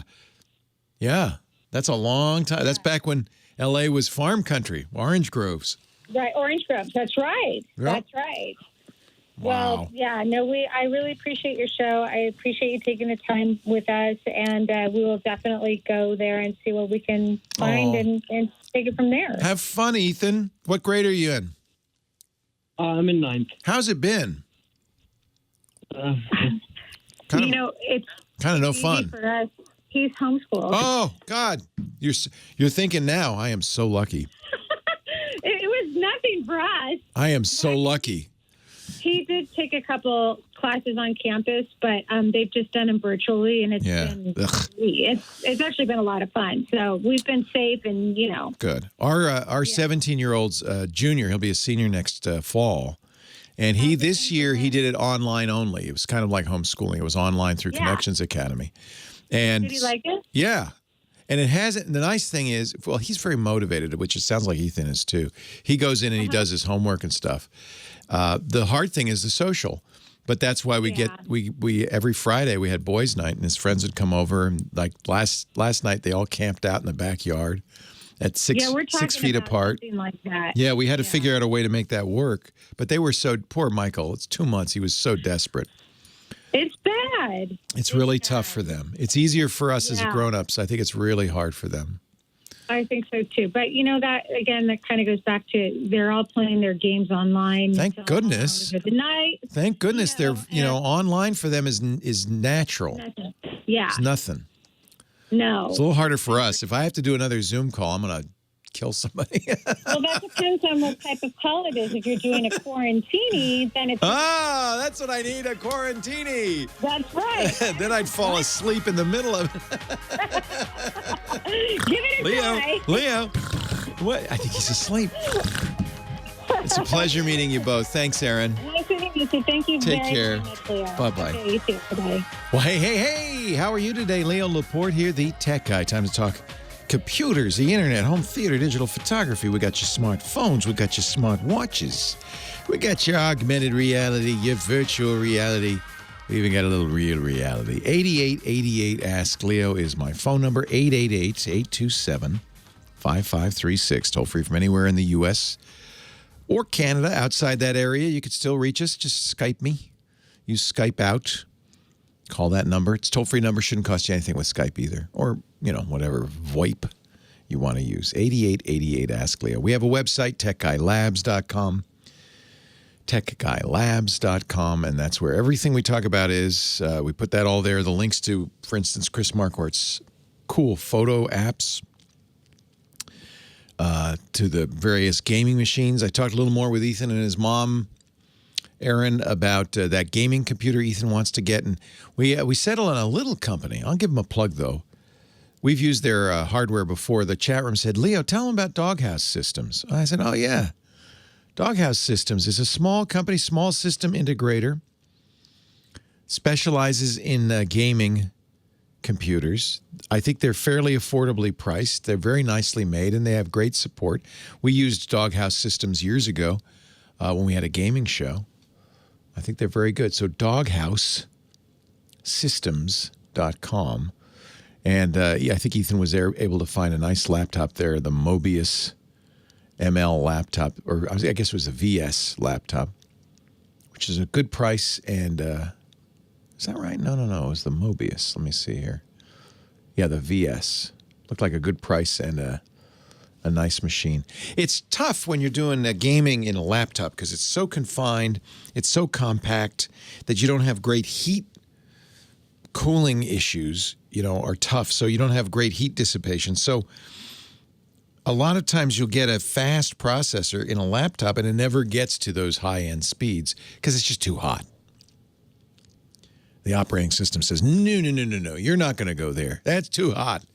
I'm going to run a little cooler. I'm never going to run at that speed. So I think sometimes if you're getting a laptop, it's probably okay to get an i5 instead of the faster, hotter i7. And even then, you want to make sure you get it from somebody who really is paying attention to cooling and doing a good job. And I think Doghouse does that. So I think that's where Ethan's going. 8888 Ask Leo. On the show, Steve from Cranston, Rhode Island. Hi, Leo. Thank you for taking the call, and happy Mother's Day to all the moms out there. Your mom, Lisa. Yep. It's a great day. Yep. The mother of my children, Jennifer. Jennifer. My mom's just down the road a piece from you. I love Cranston, and I wish I were there right now with her. But no, you don't. Is it with your mom? Is Yes, it freezing? with your mom, Is it freezing and getting the polar vortex? Polar vortex, frost warnings. Had to take the plants inside. Don't they know it's May already? Hey, I remember. I remember my sister's birthday, May 9th. It snowed 8 inches some year. Crazy. No, And when I'm living in Providence, I'm a kid, I want nothing but snow. We get disappointed every year. Ugh. Yeah, no, it's fun for a while, but then it gets tiring. Yeah, I know. That's why I'm in California now. Good for you. What can I do for you, Steve? Leo, when I grow up, I want to be just like you. A Californian. There you go. You kidding? When I get in trouble, my wife punishes me. 2 weeks, I can't listen to you or watch you. That's not okay. That's punishing us both, Steve. I know, Leo. I keep telling her that, but she keeps saying you're buying too much. What about me, honey? What about, forget Steve, what about Leo? He needs Steve. But, Leo, you know something? Everything I buy, she loves. Oh, good. Everything I get her. Good. It takes her a little while. She gets used to it, and she loves it. Oh, good. Well, maybe I can help you this time. Yes, Leo, about 2-3 months ago, I purchased a new computer from Dell. Yep. I had them build it for me. Good. And I have my own office in Cranston, and I'm the first one in the morning, the last one to leave, and I shut down all my computers. I don't leave them running at night. But my bookkeeper's computer, it's his computer, it's a new Dell. I shut it down. I power off. I do not hibernate. I do not sleep. I power down. The computer says shutting down. Yeah. Every once in a while, I'll walk in, and it's on. Good morning. How is that possible? Let's get to work. There's a setting in your setup. I looked all day yesterday. I apologize. I went to the Goog first. The Goog. I should have called. What the Goog say? I went to the Goog. So the first thing to look for is Wake-on-Lan. That's in the setup. The Wake-on-Lan setting says if there's any activity on the network, wake up, bright eyes. Because, and they do that for office machines, because that way the IT department doesn't have to walk all the way down the hall to update the machine. Oh, They can wake it up via the network. So that's the first thing I'd turn off. Are you sure you're shutting it down or not? I am positively. You go to the start menu and you select, the shutdown. Yes, I'm junior geek. I'm the. So that's weird that it's turning itself back on. I wear many hats. I'm the IT guy. You've helped me many times before, and I mean, yes. And you're sure that in the shutdown it gets to the end and it really is off. There's nothing. I shut his computer down. When this started happening, I would shut his computer down, go back to my office, work for a little while. On the way out, I'd look, make sure his was still powered off. It was. I would leave. The next morning, I come in, and it's on. I just move his mouse, and it's looking for his... So sometimes, and this is very common, it even happens with phones, people think that on-off button is an on-off button, and it's not. On most PCs, you press the on-off switch, it just sleeps it. But I'm asked, that's why I asked. You're going to the start menu, and you're selecting shut down, and it's going all the way down. At first, I thought maybe I was doing it wrong. Right. So by the second or third, I've been sober 7 years. By the second or third time, I made sure I sat there, and I'm like, shut down, power down, shut down. Yes. Huh. So Wake-on-Lan, is there anything else that I should be looking for? If you weren't fully shut down, a mouse movement or anything could turn it back on. But that's why I'm harping on this. If you really got it all the way shut down, Wake-on-Lan would turn it on. There also may be in the setup routine a schedule. And some computers have literally schedulers that say turn on at 8 a.m. so you're ready to go to work at 9. So I would look and see if there's a scheduler in there. Okay. Make sure Mr. DeRugo writes all this down. James, Steve needs you to write this down, buddy. For all these notes. Yeah, so those are the two things I'd look at. And they're both in the setup. So I forget what it is on a Dell, but you shut it all the way down, then you turn it on, you tap F2 or escape or delete or whatever it is, and you get in that. We used to call it BIOS setup, but it's not technically BIOS. I think it's F12. They're saying in the chat room. So anyway, you'll know what it is because when it first comes up with just the black and white letters and the Dell logo, it may say in the corner there, press F12 to enter setup. You want to get into the setup, and I would just go. Have you done that already? No, not yet. Okay, yeah, I'd go through the settings. For sure, look for Wake-on-Lan. Look for settings. Look for a schedule. You can schedule turn on and turn off in some systems in the BIOS. I can't think of anything else that would turn it on. Once it's turned off, it has to be BIOS because Windows isn't running anymore. Nothing's running.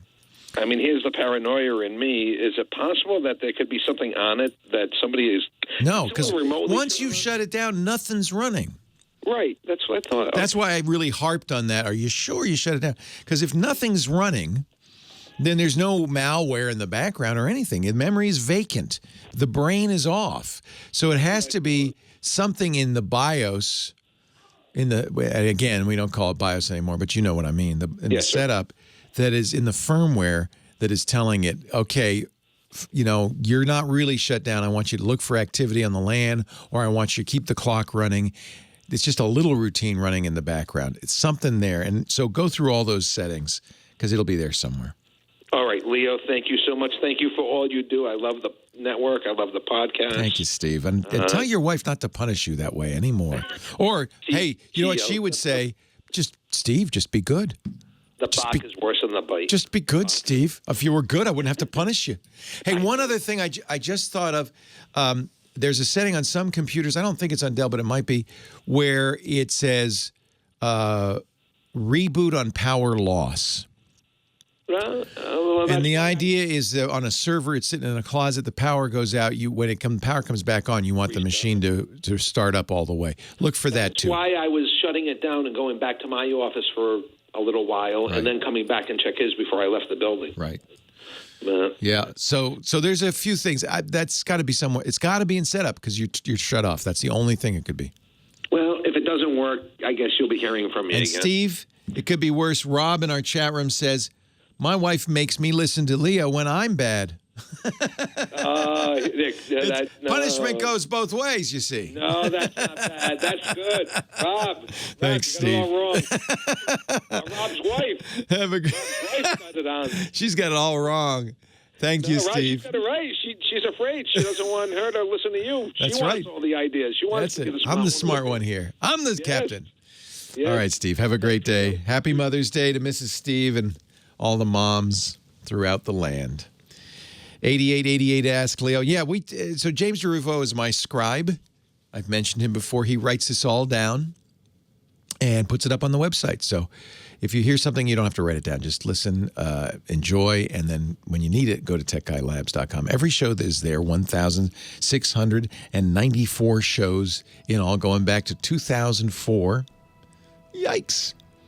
And we've got text, but we've also got audio and video from the show. You can look at any individual question. You can even leave your thoughts, your comments. And there's no sign up. All of this for free. No sign up, no charge, nothing. Just go like the web used to be. TechGuyLabs.com. Leo Laporte, the tech guy. I had to listen to the whole darn song before I could figure that one out. Thank you, Lady Laura, our musical director, celebrating Mother's Day with us all today. Lady Laura, do you have a mom? You do. Oh, well, I wish her a happy Mother's Day. Let's go on to the line 2. Sherry in Choctaw, Oklahoma. Hello, Sherry. Hey, Leo. Hey. Best thing on talk radio, you are. Oh, my gosh. Wow, I feel like I just won a major award. Thank you. That's very sweet of you. Thank you. Well, good. I want your educated guess as to whether there's any point in my trying mesh Wi-Fi in my home. Okay. I have good, solid cable internet. Good. But this house is built of concrete block, and in the 1960s, they had house and then a driveway and then a concrete block detached garage made out of concrete block. And sometime in the 1980s, they enclosed the whole house. Oh, really? So that's interesting. Oh, how funny. Well, I have a big room, and then I have a long, skinny room that used to be that driveway. So basically, your walls are concrete blocks. Yes. Now, of course, in order to keep a concrete block wall to stand up, they put rebar in it. Nice iron rods, which are literally death to Wi-Fi. Okay, that's what I was thinking. Yeah, anything with metal in it is going to be a problem. So you're trying. So that's funny because if this were when it was built in the 60s, you would be saying, well, I'm trying to get from the house to the garage. But for you, from your point of view, you're just trying to get from the house to the living room. Yeah, from the living room. Or the living room to the bedroom. Skinny room to the master bedroom. The long, skinny room. Is it a room or is it a hall? It's just a long, skinny room, huh? Well, it's like the old driveway. Like a driveway size, yeah. Wow, isn't that funny? That's cool. I think that's an interesting way to make an addition. And here in Tornado Alley, sure. have a little semblance of comfort with this. It's nice to have it's absolutely nice to have a strong concrete house. But it could be death to Wi-Fi. You know, I have to say, you hear these calls now on the show all the time. Wi-Fi started out very simple. You know, we had a laptop, maybe you had a phone, and that was it. And you just wanted to be able to wander around the house without being wired. And in those days, it was an easier life. It was like the 60s. Life was simple. But now we've got many devices. We've got neighbors with screaming Wi-Fi often. That's part of the problem is, can you see a bunch of other Wi-Fi access points when you look? You know, when you do the drop down on your computer or the pop-up on your computer, do you see other people's Wi-Fi? In the neighborhood? Yeah. Yes. Yeah. So all that's interfering with you. So, well, what kind of router do you have right now? You just have a single unit? Yeah. The previous owners, they had the Wi-Fi coming in on one end of the house. I mean, not the Wi-Fi, the cable. Yeah. Coax coming in one end of the house, and then I can see they drilled holes in the driveway, in the wall of the driveway, and they ran wire through it. They ran it looks like coax cable. Oh, yeah. They ran cable down through when I came. Is the cable still there? Is the coax still there? Yes. So you can use that as wired internet. In fact, generally, this is a very hostile Wi-Fi environment you got here. So, and that's, and generally the best way to do this is to put a wire between the things that are impeding it, those concrete walls, and have a Wi-Fi on the other side of that wire or something like that. Put a wire. So normally you'd call that Ethernet. Yeah, You've seen Ethernet. It's the same thing connecting your cable modem to your Wi-Fi access point, or, you've seen it in wired computers. So sometimes people do that, but you already have the coax cable. If that's still there and if it's intact, you could even use that perhaps as there's something called MoCA, which is networking over coax cable. I'm going to take a break. I hear the magic music. Hang on. I will help you in just a moment.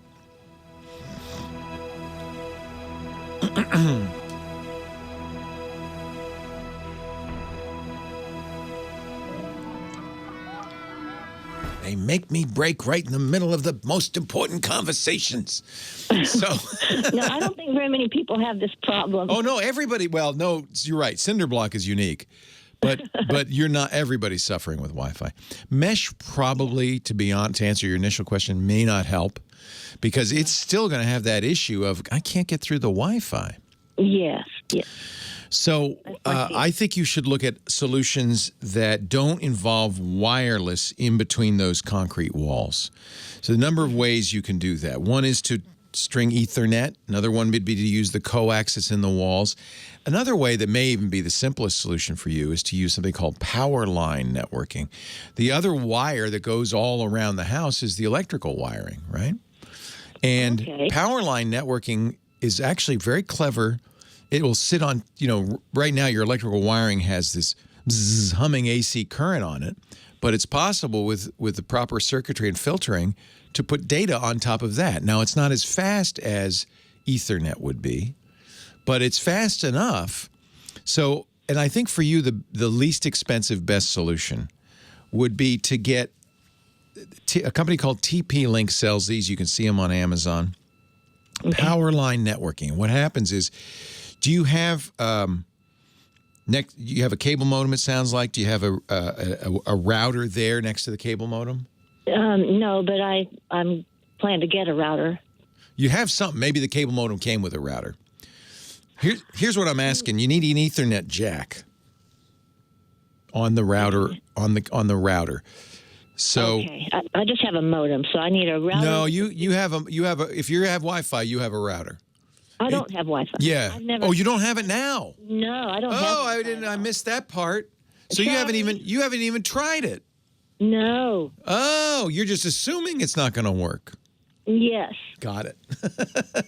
Yes. Is there an attic that goes over the walls? Oh, yes, there's an attic. So the walls don't go the walls don't hit the roof. There's a crawl space. So that may be your best solution is if you do put the Wi-Fi router in the attic, it'll go over the walls.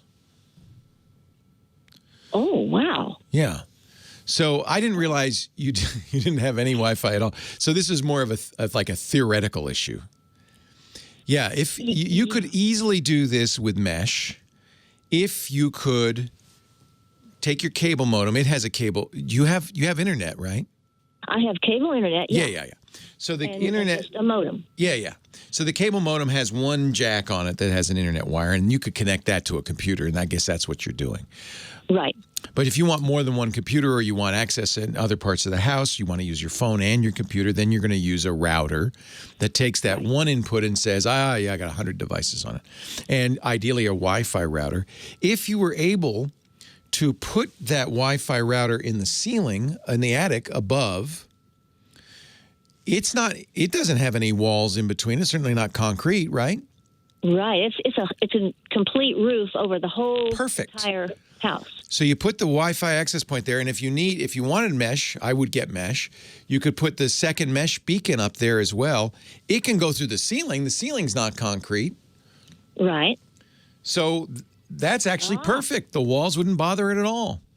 Oh, gosh. I didn't even think about the attic. Now, would the heat in this Oklahoma heat and cold? Well, do you have an attic fan? No. It gets really hot up there, I bet, huh? It gets really hot up there. Well, that's going to be challenging. You also need power up there. But that would be one way to look at it. Those walls you're not going to get through. So those are the two choices. Powerline networking. That, since you don't have anything, that's a great solution. So you use Powerline networking, get it from TP-Link. As your router plugs into the wall, then on the other end, in the other room, plug another one in, and that's Wi-Fi over there. That's probably the easiest. Attic might be another choice. Lady Laura, this is your song.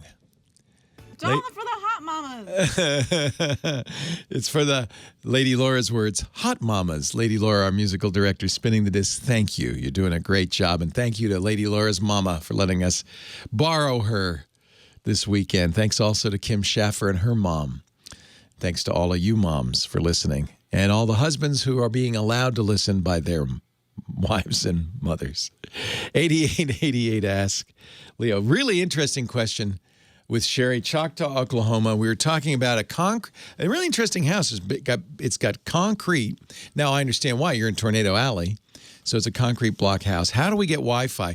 What I didn't understand until I talked to her a little bit more is she didn't have Wi-Fi at all right now. So that actually may simplify the process because nothing's going to get through those concrete walls, really. Not Wi-Fi, not anything. And it certainly wouldn't be worth spending hundreds of dollars on a mesh system that can't get through the walls anyway. For this, I recommend Powerline networking. This is a technology in its earliest days was terrible. And maybe for those of you who say, oh, I remember, that was awful. No, this is not your mother's Powerline networking. This is something newer that's a lot better.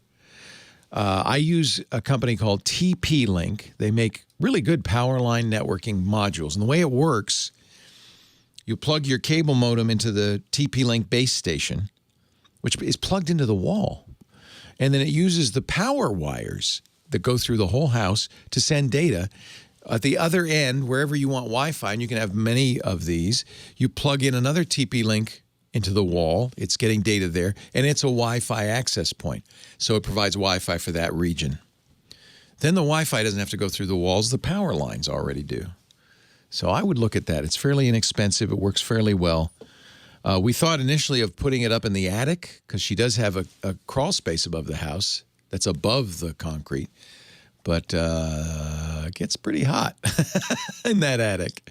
And I think that kind of heat, when we're talking 100 degrees or more for electronics, pretty much seals their fate. So that's probably not the right answer. 8888 asks Leo, if you live in Oklahoma or Tornado Alley in a concrete house and you've found a solution, you let us know. And stay safe, please, Sherry. Stay safe. That's a very interesting conundrum. Anne's on the line next from Oceanside. Hi, Anne. Oh, hi there. Oh, I hope you can help me. I'm being inundated with so much. I have, those banker boxes. Oh, yeah. Of papers, just all kinds of, mostly 8.5 by 11. And I have an old scanner. It's probably 20 years old, but, you just take one piece of paper at a time, lift the lid up, and, it would take me, the rest of my life if I wanted yes, one at a time. So is there anything newer now? Oh, that yes. I could take a stack of these papers Oh, yes. put them on, and I want, where do I save it to, like a disk of some kind? Yeah. Do you have a computer? Yeah, and it's old too, and I have a printer and it works so well together. I hate to change anything because I'm not computer literate. Yeah. But I have a printer that's probably 20 years old. It's just a copier and a printer, and that's right. all it does. And the computer it's a laptop about 7 to 8 years old, and it's still working pretty well. And then I have this old 20-year-old scanner thing. Yeah, we're gonna have to get rid of the old scanner. Yeah, okay, for sure. I hope you don't mind. So what you want these days, they have scanners specifically for this purpose that have what we call sheet feeders. You've used these before. Xerox machines and stuff have them. Oh, okay. Where you put a stack of papers and it goes shoop, shoop, shoop, shoop, shoop, shoop, shoop, shoop. They make them for scanners too. Wow. And the good ones will scan a page a second. You really want good ones because there's always staples, and you kind of try to remove all the staples, obviously, and curled pages and stuff. So you want one that can handle, a variety of thicknesses and challenges. In most cases, the way these work nowadays, in fact, in every case I know of, is they scan to the computer directly. So you're going to connect it to the computer via USB. Okay. Or you're going to use your Wi-Fi, and they can work that way too. I don't have that either. Then connect via USB. That's fine. Okay. You'll have software on your computer. You'll press a button on the scanner. You'll put a stack, 100 pages of documents in there. You'll say, go. And you walk away. And what happens is the computer, it's storing it on the computer. Boom, boom, boom, boom, boom, boom, boom. And it's doing it pretty fast. So that's the best way to go. Then would I be able to transfer that for safety, like onto a disk or thumb? Put it on anything you want. You bet. It's safe. Put it in the cloud. Put it on a thumb drive. Mail it. You can do anything you want with it because once it's digital, it's easy to make infinite copies, perfect copies. How safe is it for the? And I always worry, and I'm so afraid of destroying paperwork, but I've got so much that I have to pay for storage. Oh gosh, it's time to time to digitize. Yeah. But what are the chances of if the internet goes down or this doesn't use the internet? This is local, so it's not going to be affected by the internet. You could be living. Out in the desert and still be doing this and have it all on a hard drive, I would absolutely back it up, right? Because that computer, that 7-year-old computer, that's when you're first doing it, that's the only place it exists. So you want to, every night after you've scanned thousands of pages, you want to copy them off into something else. Okay, now what are the chances in the future? I have some of these old discs that don't even, they don't even work anymore. Now, is there any chance that these things that I'm storing these, papers onto would someday not be... This is a whole field of library science that I find fascinating. The issue of archival storage. Because, a floppy disk seemed like a good idea at the time. Yeah. Well, how are you going to read it? Or a zip disk? Or there are formats that have come and gone in the computer world, VHS tapes. So... the good news is once it's digital on a hard drive in a computer, there are plenty of places you can put it that you'll be able to get it back. For instance, if you store it in the cloud, in a cloud drive, and there's some very secure ones, let's say if you're using Windows, you use Microsoft's OneDrive, it's up there. You don't have to worry about it because it's not physical. There's no hard drive. They have a hard drive, but their job is to keep those hard drives working. You just download it and put it on whatever, the holographic cube memory of 2029, you put it on that and it's still good. So the key is to scan it in a format that is going to stick around because formats change too. Right. And most scanners will scan it in a format that is probably going to be legible for years to come. And then make sure you back it up. You have multiple copies in a variety of different places. And if one of them is in the cloud, then you don't have to worry about format decay. It's an interesting issue. I mean, we have a lot of data on hard drives right now. I don't know if in centuries to come, archaeologists will be able to look at those, right? Yeah, I'm just so, exactly. And I'm just so afraid of destroying the paper because that lasts forever. I mean, it does. Unless rodents get to it or it's got acid in it and starts to decay, your paper. That's why we can read papyri from ancient Egypt 2,000 years later. Yeah. Exactly. So our sponsor Epson makes a perfect scanner for this. They call it the Fast Photo because it's a photo scanner, but it also will scan documents. Okay, it's called Fast Photo. Epson Fast Photo. It's from Epson, which is a printer and scanner maker. EPSON, FASTFOTO. They are a sponsor. There are other companies that do it as well, but this Fast Photo is really fast. And really does a good job. An older computer? Or do I have to get it should. It should. You'll have to. What Windows version are you using? 8.1. Yeah. Well. And because I'm so illiterate, as far as technology, you're going to want to go to Windows 10. Because I remember with 10, I had the chance to do it, and I heard everybody complaining about it. I would still do it. Really? Yeah, well, it's been 5 years. They're not complaining anymore. They figured that part out. So, yeah, you're going to want to go to Windows 10 to use the Epson Fast Photo. Almost any scanner you get these days is going to want Windows 10. But I think this is a worthwhile project. Leo Laporte, the tech guy. Thank you to Lady Laura. Thank you to Kim Schaffer. Thanks to you for being here. Happy Mother's Day, everybody. Let's wrap this thing up. Last few calls of the day. George in Santa Monica. Hello, George. Good afternoon, Leo. First of all, happy Mother's Day to all the mothers. Yes. We appreciate everything you've done for us in the past. Absolutely. What could we do without him? What would you have done without him? Yeah. Before I ask my four-word question to you, I want to tickle your memory from back in the brick house, back probably 7 years ago. Something happened. You and I were talking on the phone. Old studio, yeah. Old studio. Yep. And all of a sudden, your brain went to mush. Really? You said this is the very first time ever in my broadcast years my concentration went out. My brain went to mush. What incident caused that? Do you remember? It probably had something to do with a young lady. No. You were looking out that oval window that's out in front. You could see the street. And somebody got out of the Tesla and opened the wings. The Model. And then they had a Model X, and I was dying to get a Model X. Yep. Yeah, and you went crazy. I remember that.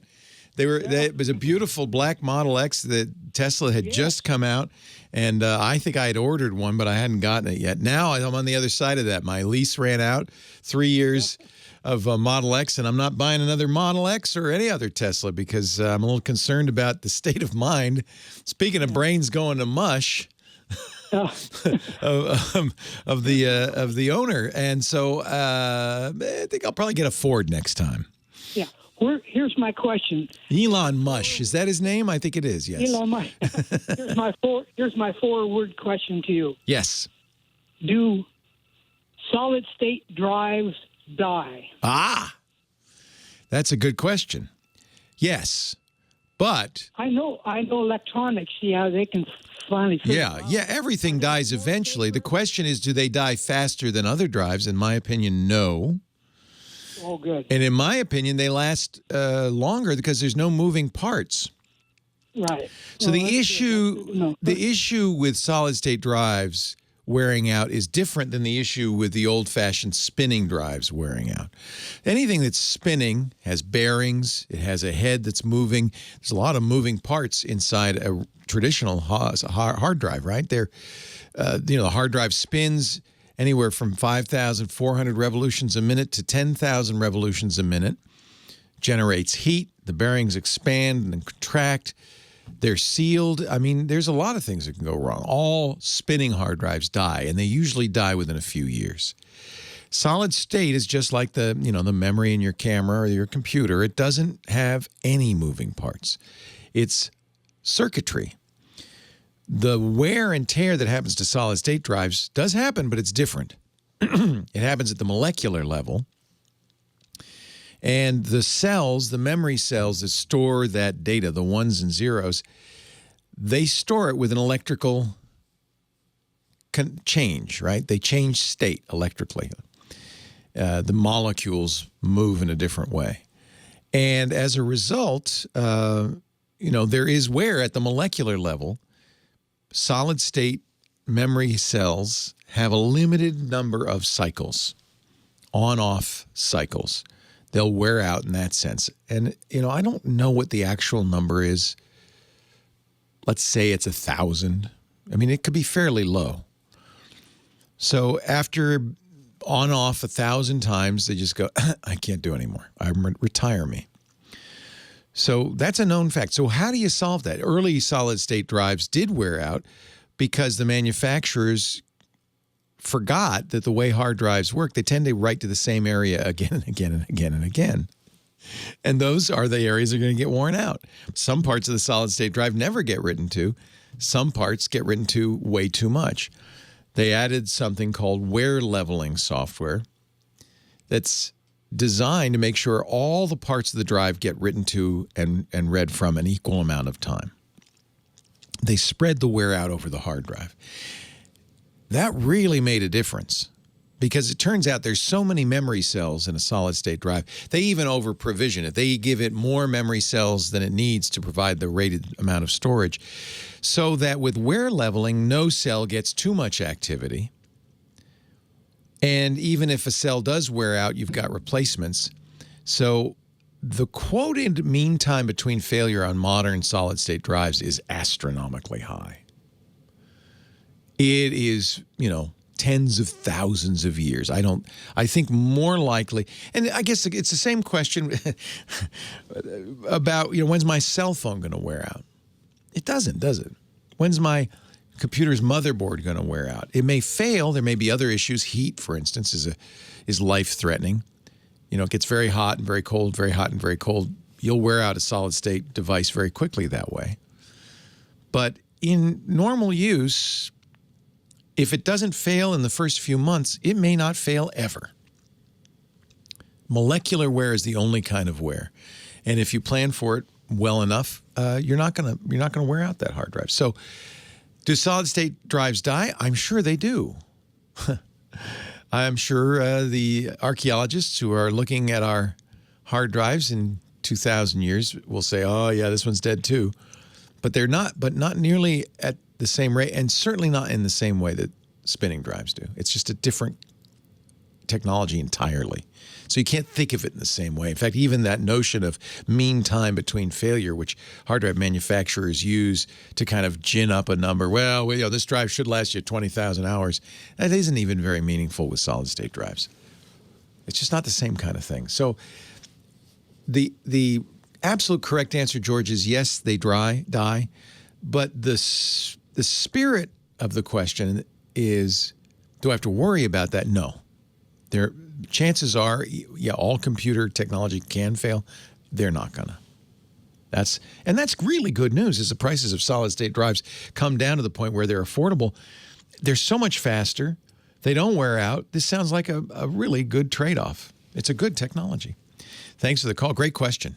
What a Mother's Day this has been. Thank you so much for being here. I really appreciate it. Keep listening. Stay safe. Take care of yourself. Take care of each other. I'll be back next week. We can talk more about tech. Leo Laporte, the Tech Guy. Have a safe, great Geek Week. Bye-bye. Well, that's it for the Tech Guy Show for today. Thank you so much for being here. And don't forget, TWiT, T-W-I-T. It stands for This Week in Tech, and you'll find it at twit.tv, including the podcasts for this show. We talk about Windows on Windows Weekly, Macintosh on MacBreak Weekly, iPads, iPhones, Apple Watches on iOS Today, security on Security Now. I mean, I can go on and on and on. And, of course, the big show every Sunday afternoon, This Week in Tech. You'll find it all at twit.tv. And I'll be back next week with another great Tech Guys show. Thanks for joining me. We'll see you next time.